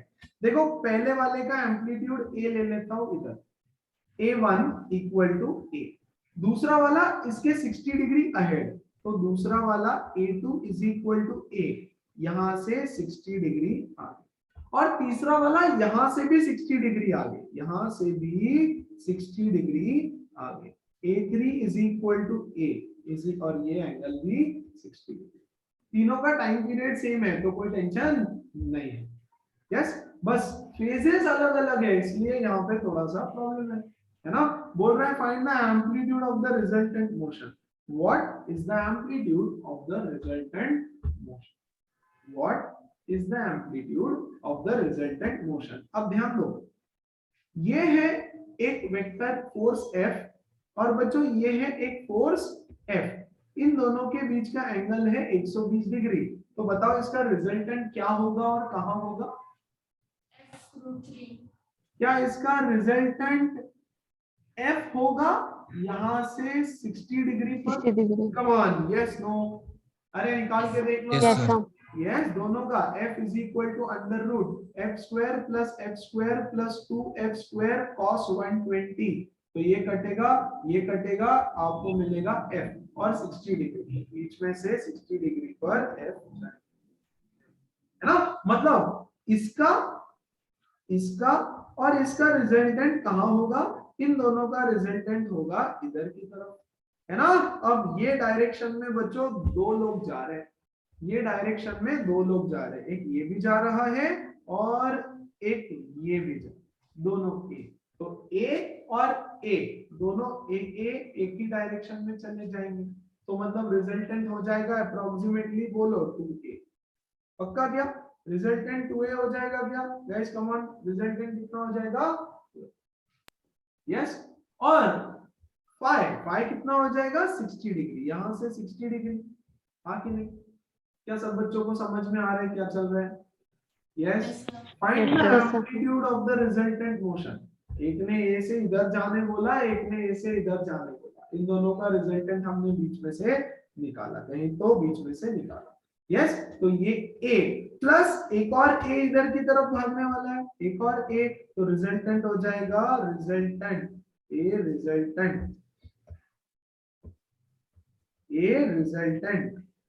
will be equal to a plus a, that is 2a, और phi कितना हो जाएगा, phi हो जाएगा 60 degree, 60 आपको degree. बस amplitude बोला है तो एम्पलीट्यूड निकालो 60 डिग्री फाई। क्या सारे बच्चों को समझ में आया, एवरीबॉडी, तो Yes. जो मेथड कल सीखा था वो ठीक है, वो है बुक में इसलिए सिखाया, बट कोशिश करना ये वाला मेथड ज्यादा फॉलो, ठीक है। चलो, तो ये होमवर्क में से हमने 2 क्वेश्चन किए, आप लोग सारा सॉल्व करोगे सब कुछ एकदम अच्छे से, ठीक है। चलो तो पिछले होमवर्क क्वेश्चन में से 1-2 क्वेश्चन किए जाए, थर्ड वाला क्वेश्चन करवाऊंगा उससे पहले, यस, सिलेक्ट वन क्वेश्चन, कोई भी बोलो जल्दी से, आप बोलो कौन सा सिलेक्ट कर रहे हैं, एक बार गो थ्रू कर लो, जो ऐसे देख के टफ लगे, गंदा सा लगे,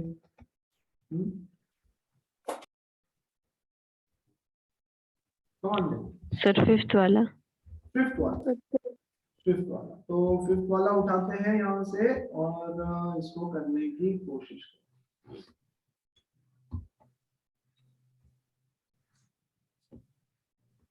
देखो क्या बोले, a mass m is suspended from a spring of negligible mass, okay, a mass m is suspended from a spring of negligible mass, the spring is pulled a little and then released so that the mass executes SHM of time period t, ये ऐसे था, yes, इसको थोड़ा सा पुल किया और release किया तो ये SHM करेगा, ठीक है, पता है। If the mass is increased by small m, the time period becomes 5t/3. Find the ratio of m is to m.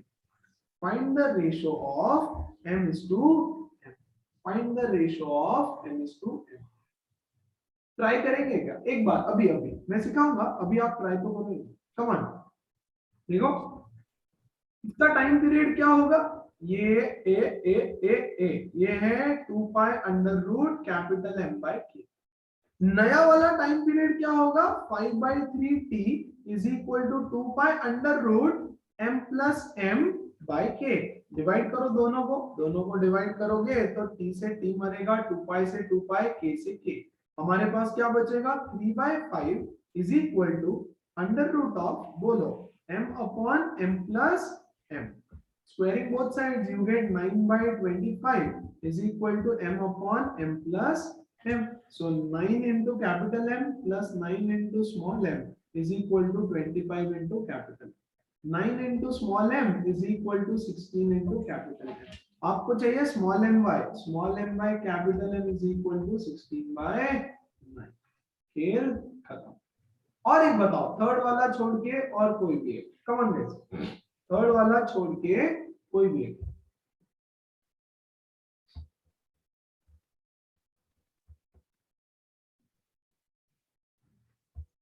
Yes guys, come on.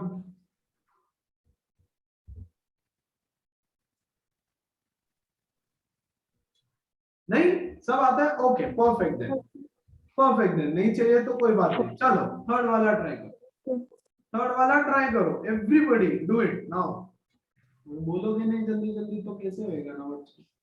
So fourth वाले में एंगुलर फ्रीक्वेंसी का पूछा। हाँ, एंगुलर फ्रीक्वेंसी ऑफ, मतलब omega निकालना है, omega, okay okay है ना? एंगुलर फ्रीक्वेंसी मतलब ओमेगा निकालने बोल रहे हैं आपको। यस, थर्ड वाला, come on do it.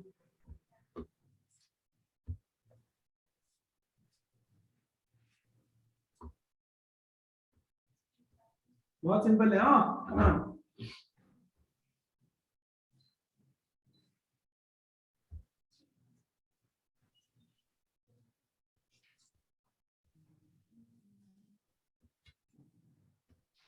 Great. क्या किया?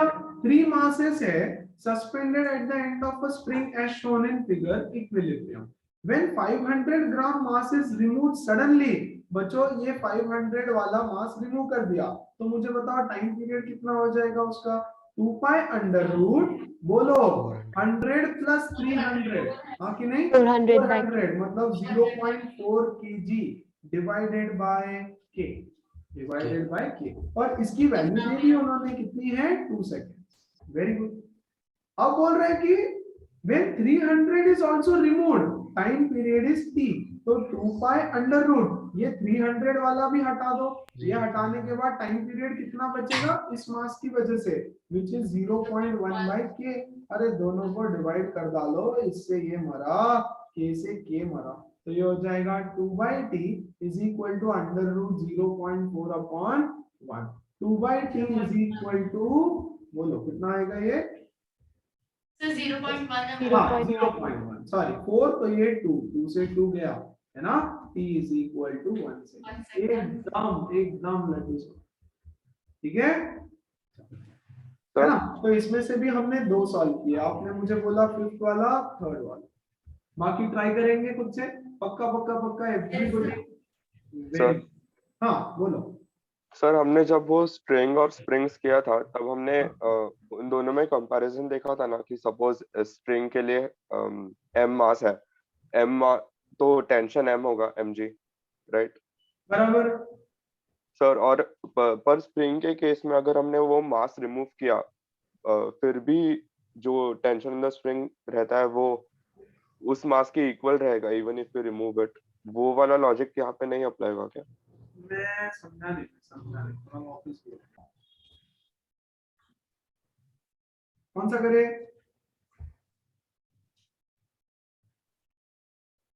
फोर्थ। 2 मिनट लगा के देखो। अरे फोर्थ इजी दिख रहा है देखने में तो मैडम, देखने में काफी आसान लग रहा है, देखते हैं। आ जाओ फोर्थ वाला क्या है, ग्राफ दे दिया कुछ तो, है ना। Object of mass this much is attached to one end of the spring and the system is set into SHM. The displacement x of the object as a function of time is shown in figure. As a function of time, displacement area. बोल रहे find the amplitude a of the motion. बच्चों, this is the amplitude. कितना है ये? 0.08. 0.08. 0.08. Find the angular frequency omega. बच्चों, एक oscillation कितने time में कंप्लीट हुआ? 4 सेकंड में। तो Yes. Time period is equal to 4 second, 2 pi by तो omega is equal to 2 pi by t, मतलब पाई बाय 2 रेडियंस पर second. Find the spring constant k. Find the spring constant k। तो Omega is equal to under root K. Omega is equals to under root K by है ना, r. तो यहाँ से spring constant k मिल जाएगा। Speed of the object at 1 second, तो 1 second मतलब यहाँ पर, यस 1 सेकंड मतलब यहाँ पर, 0. राइट। तो डिस्प्लेसमेंट कब हुआ? हाँ, जीरो कैसे? Sir Mean 1 second position. पे एम्पलीट्यूड पे है ना? 1 सेकंड पे, हाँ सॉरी, बराबर ना, यस 1 सेकंड पे मैक्सिमम एम्पलीट्यूड हो गया ना, x is equal to a, तो वेलोसिटी Yes, sir. भी 0। परफेक्ट, मीन एक्सट्रीम पोजीशन पे पहुंच जाएगा, एक्सट्रीम पोजीशन पे पहुंच जाएगा। And the magnitude of the objects acceleration at 1 second is omega Omega square square A. Omega square a, और a की वैल्यू एकदम बहुत ही आसान था। स्नेहा ठीक है क्या? है ना? Yes, sir. और बताओ, कोई लेना है या करोगे खुद से? कम ऑन बच्चों, बहुत आसान है, ऑल आर वेरी। ठीक है, चलो तो इसमें का ये किया, बाकी ट्राई तो करो बच्चों, होगा, आराम से बनेगा, अच्छे से बनेगा, एकदम मस्त, है ना। इसके पहले एक और सेट था, बोलो कौन सा लिया जाए, कौन सा क्वेश्चन किया जाए?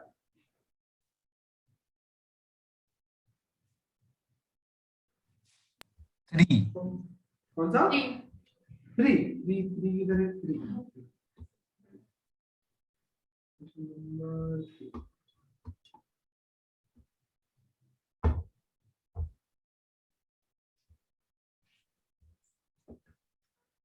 A cart of mass 2 kg is attached to the end of a horizontal spring of force constant this much.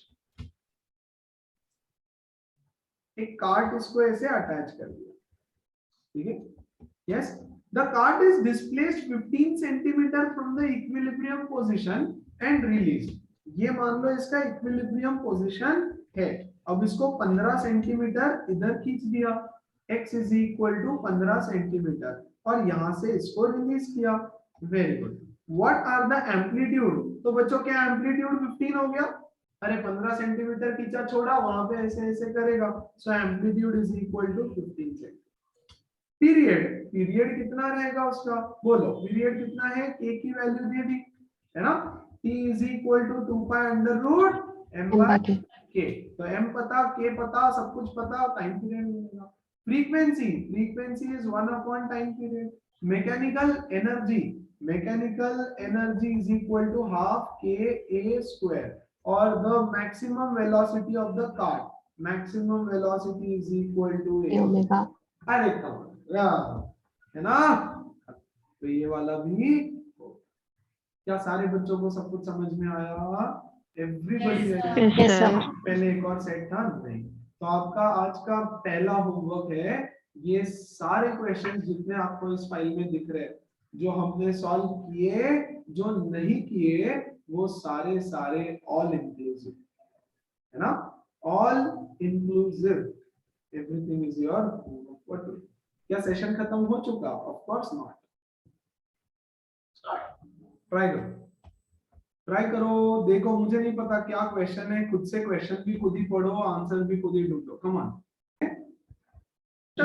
है t is equal to 2 pi under root m by k, ये तो हमको पता है। हाँ, तो हम बेसिकली टाइम पीरियड और k के बीच का रिलेशन निकालना चाहते हैं, राइट? क्यों? क्योंकि नहीं तो हर जगह लिखना पड़ता ना, ऐसे ही लिखना पड़ता, k is equal to t square upon 4 pi square m, ऐसे तो हर जगह ऐसे बार बार लिखना पड़ता, फिर सारी चीजें काटनी पड़ती। तो हमने क्या किया, हमने बोला t square is equal to this, ये तो सारा कांस्टेंट रहेगा हमेशा, तो उस कांस्टेंट को मैंने अल्फा वैल्यू दे दी, अल्फा अपॉन टी स्क्वायर।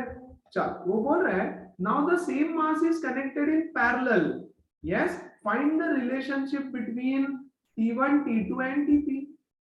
देखो मास अगर अकेला लगाया है स्प्रिंग को तो टाइम T1 है, दूसरे स्प्रिंग को लगाया तो टाइम T2 है, और अगर ये दोनों स्प्रिंग्स पैरेलल में कनेक्ट कर दिया तो टाइम T3 है। Find the relation between them. तो हमने बोला k is equal to k1 plus k2, डाल दो values, this is the relation.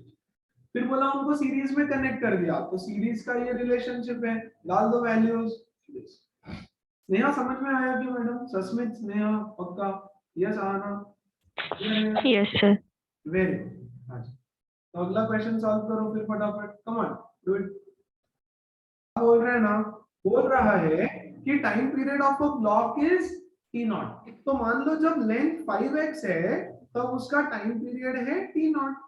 अब बोल रहे हैं उसको 2:3 के रेशो में कट कर दिया तो L1 हो गया ये, तो इसका टाइम पीरियड 12 और इसका टाइम पीरियड मान लो 3। आपको बोल रहा है find the time period of the same block with the smaller part of the spring. छोटे वाले स्प्रिंग के साथ, मतलब 2x वाली लेंथ स्प्रिंग के साथ उसका टाइम पीरियड बताओ। तो हमने बोला this is the smaller part of the spring का time period divided by the original length, है ना? तो smaller part of the period divided by the original length, है ना? तो बच्चों स्मॉलर पार्ट की लेंथ है 2x और ओरिजिनल की लेंथ है 5x। ये टाइम पीरियड आपको दे रखा है t not, so √2/5 t not is your answer. Everybody easy, simple एकदम? यस। Yes, sir. अगला सवाल करते Yes, हैं, sir. Come on.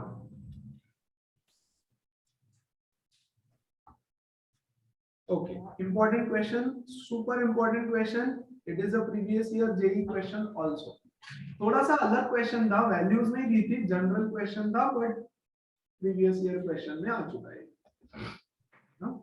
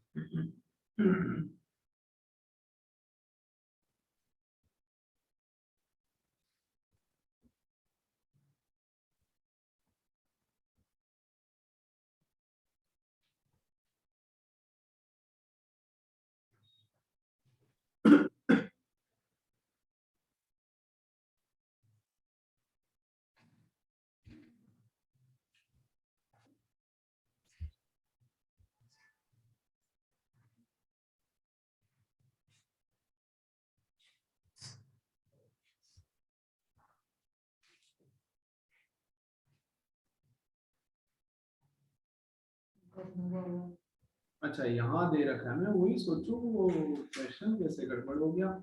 यहाँ दे रखा है k की वैल्यू, कब से ढूंढ रहा हूँ, k नहीं दिया।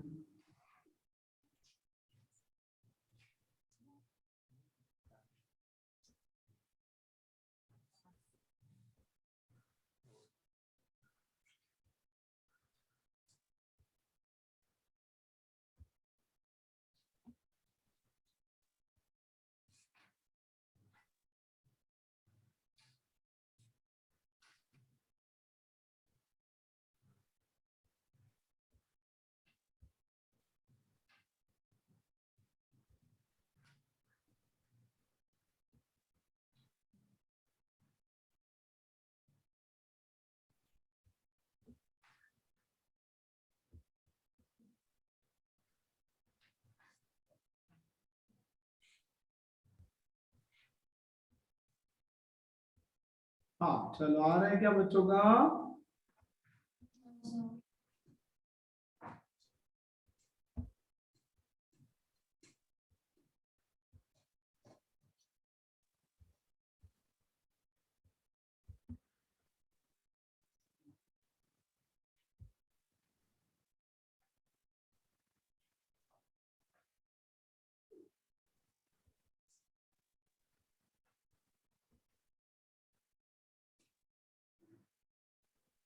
यस गाइस,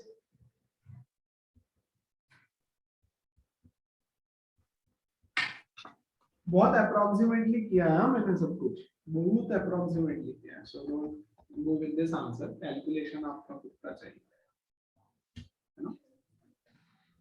चलो उसका फर्स्ट पार्ट बताओ क्या, या आया या क्या, ये थोड़ा सा समझाना पड़ेगा। यस, आ जाओ, यहाँ देखो, यहाँ देखो, यहाँ देखो, एवरीवन एवरीवन एवरीवन, यहाँ देखो, यहाँ देखो, यहाँ देखो। Stop writing and focusing. Question समझ लो पहले, क्वेश्चन समझो थोड़ा सा, है ना। सेकंड पार्ट सॉल्व करने के लिए तो you really need to understand the logic.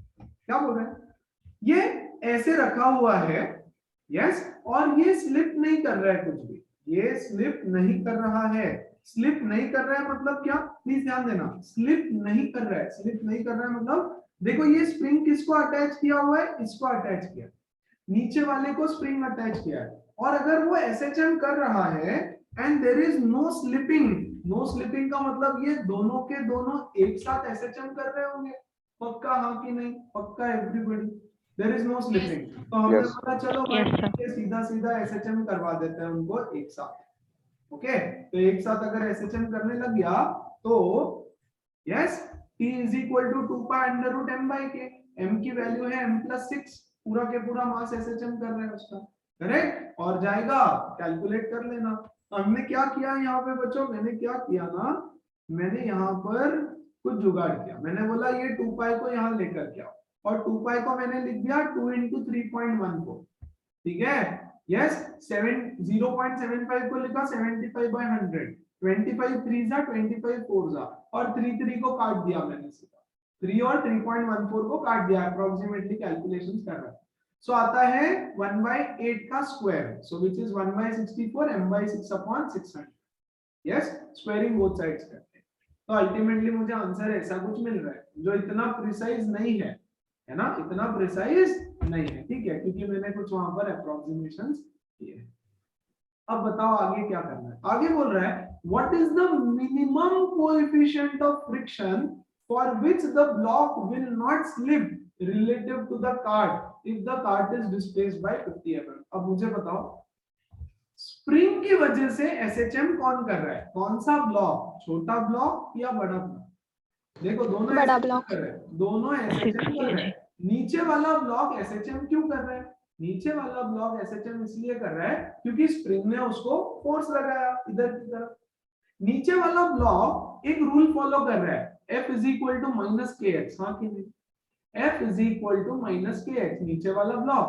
भैया ऊपर वाले ब्लॉक पे किसने फोर्स लगाया, ऊपर वाले ब्लॉक पे किसने फोर्स लगाया एसएचएम करने के लिए, एसएचएम करने के दो ब्लॉक्स के बीच के फ्रिक्शन। एब्सोल्युटली, दूसरा कोई फोर्स ही नहीं है वहां पर, दूसरा कोई फोर्स ही नहीं है वहां पर, है ना। So give me a moment, very important. तो इसको तो पीछे इसने खींचा, अब दूसरे केस में क्या हो रहा है ना, आपने नीचे वाले ब्लॉक को पकड़ के डिस्प्लेस किया, आपने नीचे वाले ब्लॉक को पकड़ के डिस्प्लेस किया, स्प्रिंग ने इसको पीछे खींचा और kx के जितना फोर्स लगा दिया, स्प्रिंग ने उसको पीछे खींचा और kx के जितना। अच्छा बाय द वे, जब आपके कल नोट्स चेक होंगे, यस, तब इसका परफेक्ट आंसर चेक किया जाएगा, ऐसे बुक सामने रख के, आई मीन इट, है ना। तुम लोग लेवल देखोगे अभी अगले वीक से क्या हो रहा है ना, तो थोड़ा अच्छे से सॉल्व करके आना आंसर, और मुझे कैलकुलेशन दिखना चाहिए, कैलकुलेटर नहीं यूज करेगा कोई, ठीक है। चल अब ये ब्लॉक जब मैं इधर पुल करूंगा, यस यस यस यस, अब क्या बोल रहा है देखो, what is the minimum coefficient of static friction which the block will not slip relative to the cart if the cart is displaced by 50 mm from the equilibrium position and released, ठीक है।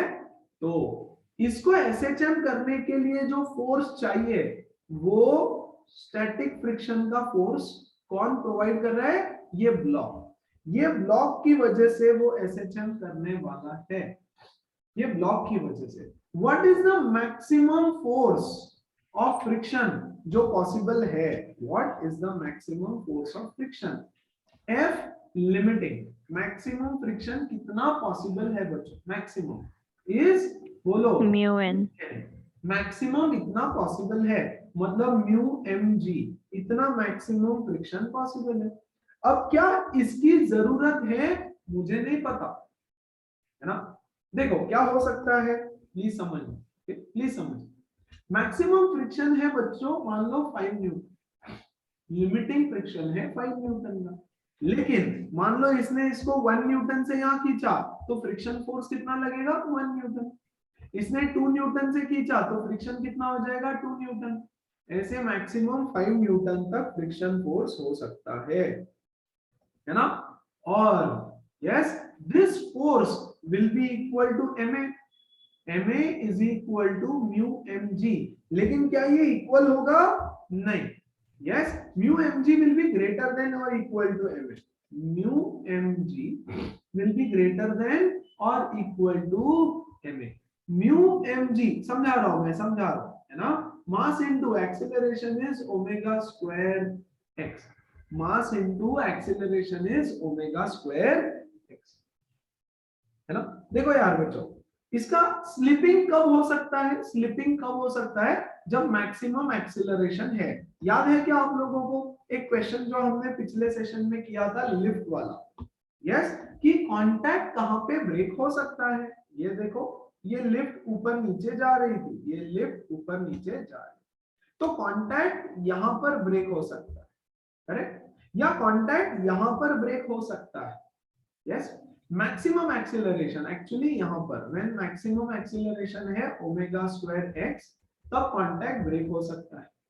Yes, लेकिन contact break नहीं होने के लिए this force of friction should always be greater then this mass into acceleration.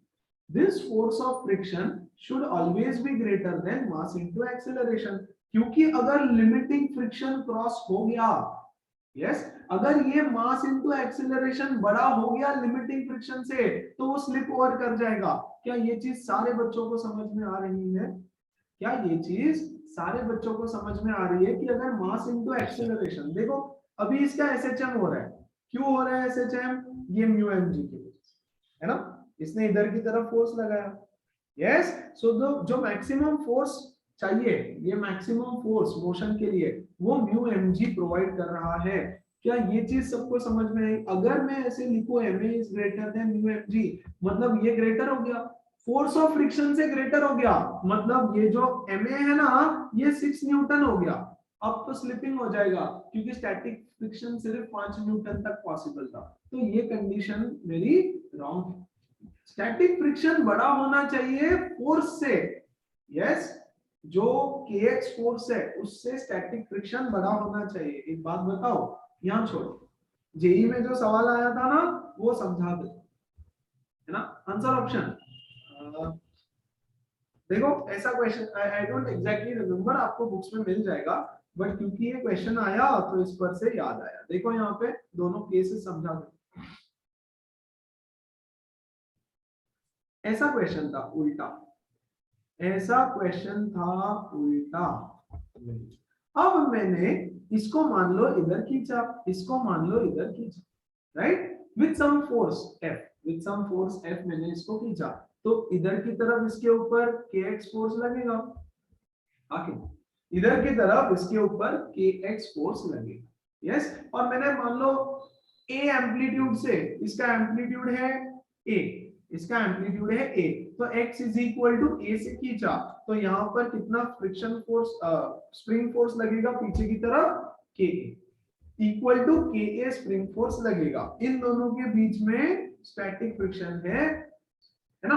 अब मैंने ऊपर वाले को पकड़ के खींचा, ऊपर वाले को पकड़ के खींचा, यस, तो नीचे वाला ऊपर वाले को पीछे पुल करेगा, नीचे वाला ऊपर वाले को, yes, this is, yes, friction force से नीचे वाला ऊपर वाले को पीछे खींचेगा, राइट। तो नेट फोर्स कितना हो गया मेरा, सामने की तरफ मैंने F फोर्स लगा दिया, पीछे की तरफ दो फोर्सेस है, पीछे की तरफ फोर्स है, एक तो Ka स्प्रिंग का फोर्स, प्लस नीचे वाला उस पे फ्रिक्शन लगाएगा, हाँ कि नहीं, प्लस नीचे वाला उस पे उल्टे डायरेक्शन में, अच्छा माइनस लिखूं क्या, दोनों तरफ यहाँ माइनस है, माइनस Ka प्लस पीछे की तरफ म्यू इनटू n, मैक्सिमम इतना फ्रिक्शन वो लगा सकता है, mu m g, mu m g, maximum इतना फ्रिक्शन वो लगा सकता है।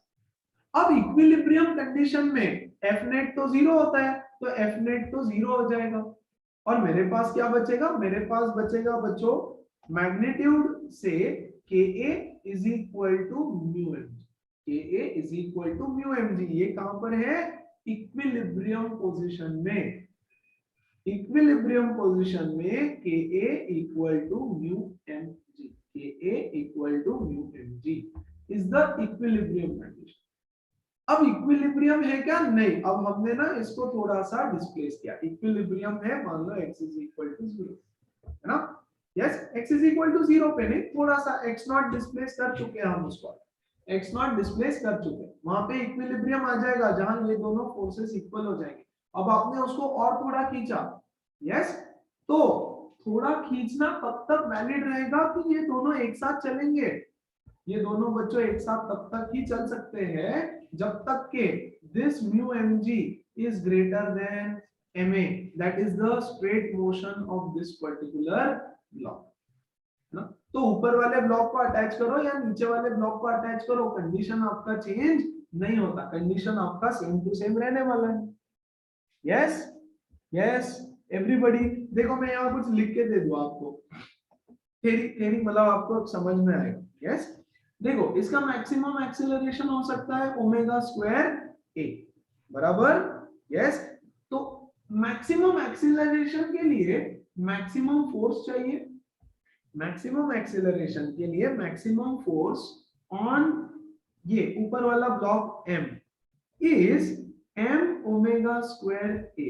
फोर्स कितना होता है, mass into acceleration, yes. For maximum force on m, maximum acceleration के लिए मैक्सिमम फोर्स चाहिए। Maximum force on m, maximum force on m कितना है, mass into acceleration, mass into omega square a, omega square a, and this force is provided, बोलो कौन provide कर रहा है, provided by the friction between, बोलो between the two blocks, between the two blocks, very good, है ना। therefore क्या मैं बोल सकता हूँ कि ये मैक्सिमम फोर्स किसके इक्वल होना चाहिए, friction should be equal to the maximum force. लेकिन ये तो मेरी इक्विलिब्रियम कंडीशन है ना, एक्चुअली इक्वल नहीं होना चाहिए, ये जो फोर्स ऑफ फ्रिक्शन है मेरा, that should be greater then m omega square. Limiting friction हमेशा बड़ा होना चाहिए, लिमिटिंग फ्रिक्शन यहां लिख देता हूं, limiting friction should be greater, क्योंकि अगर लिमिटिंग फ्रिक्शन छोटा हो गया, यस, लिमिटिंग फ्रिक्शन छोटा हो गया और ये बड़ा हो गया तो फोर्स बड़ा हो जाएगा, उन दोनों के बीच में स्लिपिंग चालू हो जाएगा। अब आपको बोल रहा है कि what is the minimum coefficient of static friction, mu S, तो mu should be greater than और equal to m omega square a upon mg। m से m कटा, what are we left with, mu should be greater than or equal to omega square a upon g. So this is the minimum, should be greater than or equal to, उन्होंने बोला minimum value है ना, mu should be greater than equal to omega square upon g। तो mu की minimum value क्या है, omega square a by g। Omega, अब omega पता करना पड़ेगा बच्चों, यहाँ से टाइम पीरियड दे रखा है हमको, है ना। So omega is equal to 2 pi upon 0.75 का स्क्वायर इनटू एम्पलीट्यूड दे रखा है उन्होंने 50 mm, तो भैया 50 mm मतलब कितना हो जाएगा, ये 50 इंटू 10⁻³ और डिवाइडेड बाय g की वैल्यू 10 ले लो। सो म्यू मिनिमम की आपको वैल्यू मिल जाएगी। क्या सब बच्चों को समझ में आ रहा है क्या सीन चल रहा है, एवरीबॉडी, आधे घंटे से वो क्वेश्चन समझा रहा हूँ, चलो एवरीवन प्लीज बताओ। A block is kept on horizontal platform, okay, executing vertical SHM of angular frequency omega, ठीक है। Find the maximum amplitude of oscillations so that the block does not leave the contact। अरे ये तो हमने कर रखा था लिफ्ट वाला, है ना, लिफ्ट वाला बोल रहा है find the maximum amplitude of oscillation so that the block does not leave contact with the platform. Contact नहीं टूटना चाहिए। सो कांटेक्ट कब नहीं टूटेगा बच्चों? कांटेक्ट नहीं टूटना चाहिए, उसके लिए कंडीशन क्या रहेगी? बोलो, व्हाट इज द कंडीशन कि कांटेक्ट ना टूटे? Yes anybody? Yes anybody? Contact कब टूटेगा? टॉप मोस्ट पॉइंट, एक्सेलरेशन जब ग्रेटर देन g होगा। एब्सोल्युटली। सो अगर एक्सीलरेशन इसका, यस एक्सीलरेशन देखो g क्या है? g is 9.8, g 9.8, right? इसका एक्सीलरेशन इस ब्लॉक का, इस प्लेटफॉर्म का एक्सीलरेशन, इस प्लेटफॉर्म का एक्सीलरेशन अगर g से ज्यादा हो गया तो कांटेक्ट ब्रेक हो जाएगा। तो कांटेक्ट ब्रेक हो जाएगा। बोले कि कांटेक्ट ब्रेक नहीं होना चाहिए। ये यहाँ से जब नीचे आने वाला है ना, टॉप पे है, टॉप से जब नीचे आएगा अगर उसका एक्सेलरेशन ग्रेटर देन g हो गया तो कांटेक्ट ब्रेक हो जाएगा, है ना? तो मैक्सिमम एक्सेलरेशन इसका कितना हो सकता है? Maximum acceleration yes should be less than, हमको लेस चाहिए रहेगा ना, a max should be less than g से छोटा होना चाहिए maximum, which is nothing but omega square x should be less than equal to g। Omega square x मतलब क्या? Omega square a should be less than g। so a should be less than, yes, a should be less than g upon omega square, a should be less than g upon omega square। बस यही answer है minimum. या what should be the maximum amplitude? a should be less than, है ना? तो the maximum amplitude should be equal to g upon omega square। Equal to भी चलेगा, equal to चलेगा, इक्वल टू चलेगा। Okay, so g upon omega square. ये तो नवनीत वाला क्वेश्चन था हमने किया। चलो अनदर इंपॉर्टेंट क्वेश्चन मैं ही समझा देता हूँ, ध्यान से समझो। क्या बोल रहे हैं?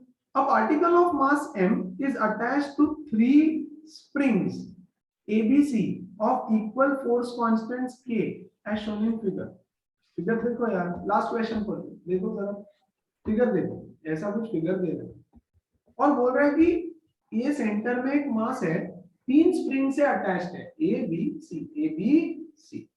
Okay, the particle is pushed slightly against the spring C and released. इस पार्टिकल को ना इधर की तरफ ऐसे पुश कर दिया, C स्प्रिंग की तरफ ऐसे पुश किया, C स्प्रिंग की तरफ इधर पुश कर दिया, C स्प्रिंग की तरफ। Okay, find the time period of oscillation.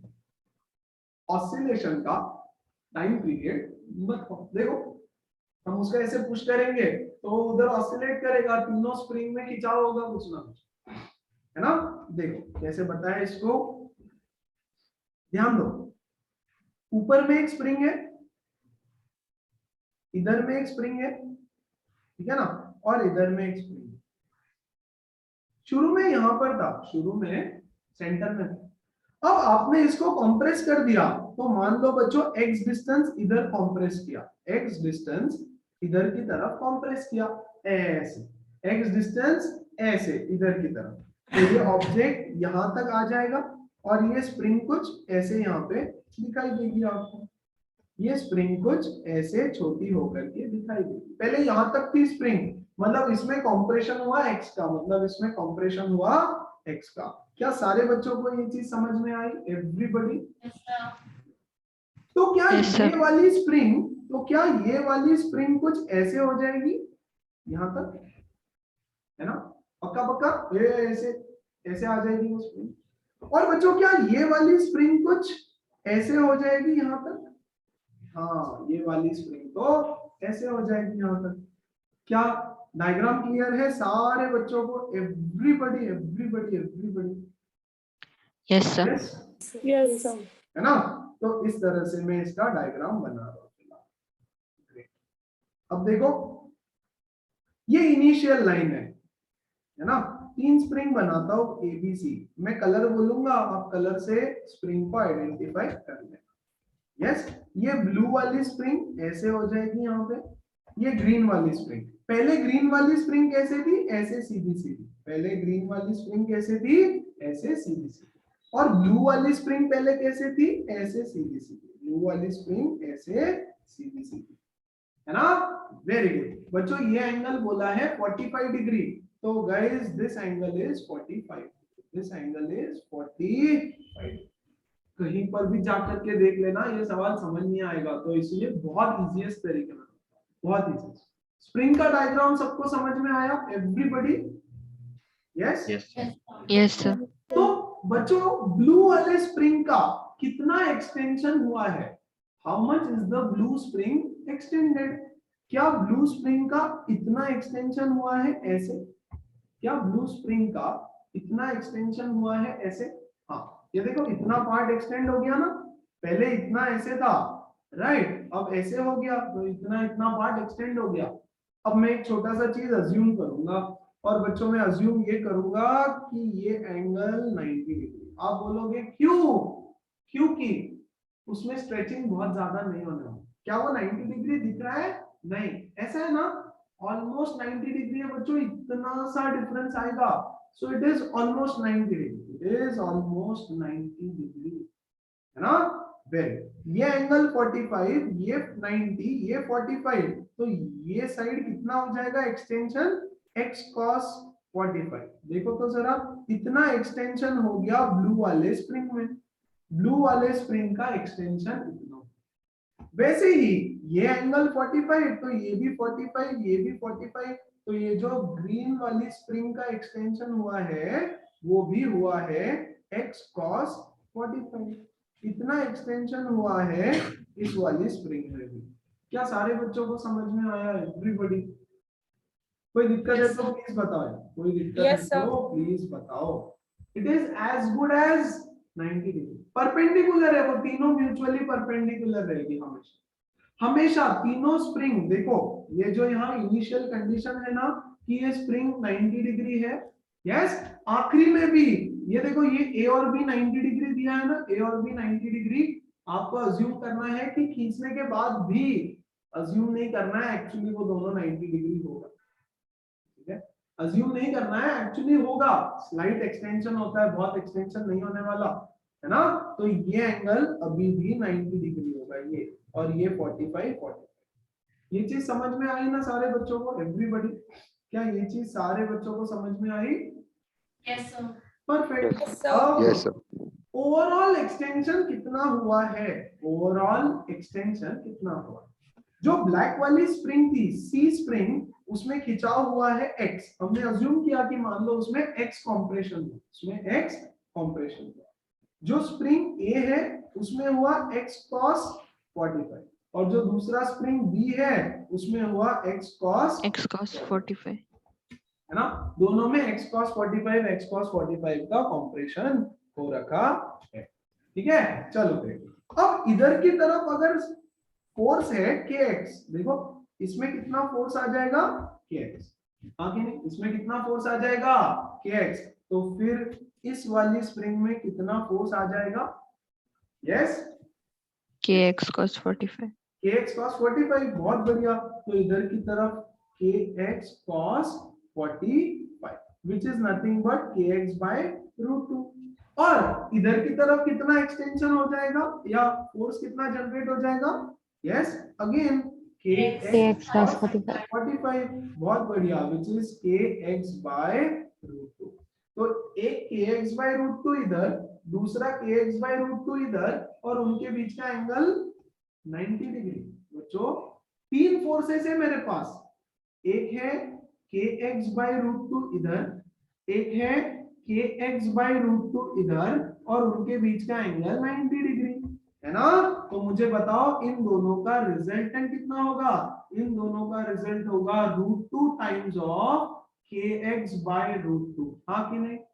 Yes, अगर इनके Yes, बीच का sir. Angle Yes, 90 sir. Degree है तो ये कटा, kx is the resultant of green and blue spring, green और ब्लू स्प्रिंग का रिजल्टेंट, और ऑलरेडी यहाँ पर एक फोर्स है kx, है ना।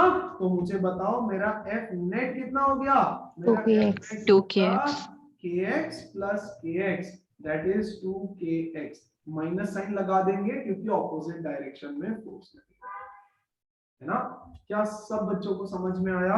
और मेरा टाइम पीरियड होगा 2 pi under root m by M by k, K. और k की वैल्यू यहाँ पर है 2k, 2k. 2 pi under root m by 2k, and this is your final answer, है ना। पृथा समझ में आ रहा है क्या madam? Buddha, Pritha, Mayank, everybody? Yes. Yes Yes, sir. Great. बस एक अजम्पशन किया, ये जो 90 डिग्री ए और बी के बीच में है ना बच्चों, वो स्प्रिंग है, बहुत बड़ी है, वो एंगल नहीं चेंज हो सकता। आप बोलोगे सर क्यों नहीं चेंज हो सकता? बच्चा देखो ऐसा है ना, मैं थोड़ा और समझा दूं ताकि आपको वो फील हो जाए कि चेंज नहीं होना। ये स्प्रिंग और ये स्प्रिंग का ऐसा एक नीचे वाला, ये देखो ये ऊपर वाला ऐसा रॉड है, फिर स्प्रिंग है और काइंड ऑफ एक रॉड है, ऐसे मान लो समझाने के लिए। ये इधर एक रॉड है, ऐसे स्प्रिंग है, और एक ऐसा हुक, हुक के लिए रॉड लगेगा ना ऐसा, ठीक है। अब बच्चों इस पॉइंट को इधर खींचो, आप इस पॉइंट को इधर खींचो, क्या ये एंगल चेंज होगा?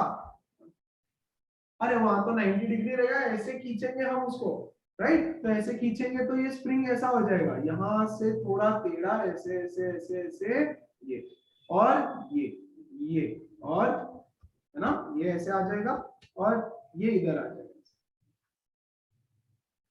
करेक्ट। ये यहाँ पर ऐसे रहेगा, स्प्रिंग टेढ़ा होगा, ये एंगल इनके बीच का अभी भी 90 ही रहने वाला है ना। तो ये एंगल चेंज नहीं होगा, ये 90 रहेगा, तो इसलिए हमने मान लिया कि ये 90 है, ये 90, ये 45 तो ऑटोमेटिकली ये एंगल 90 हो जाएगा, ठीक है। तो इस एंगल को 90 मत करो आप, इसको 90 करो, 90 किया 45, and that is your final answer. Easy, देखो स्टेप्स कितनी है, कितना छोटा है, बहुत छोटा, बहुत ही छोटा। एक फोर्स इधर की तरफ लग रहा है ना, एक फोर्स इधर की तरफ लग रहा है kx/√2, यहाँ पर kx और इधर kx/√2, खत्म, है ना। इन दोनों का रिजल्टेंट हो जाएगा इधर की तरफ kx, यस। तो टोटल हो गया kx plus kx 2kx, k की value 2k, p is equal to 2 pi upon under root m/2, खत्म। This is my time, yes. और कुछ सवाल मैंने ऐड कर रखे हैं इसमें, डोंट वरी, करेंगे बात।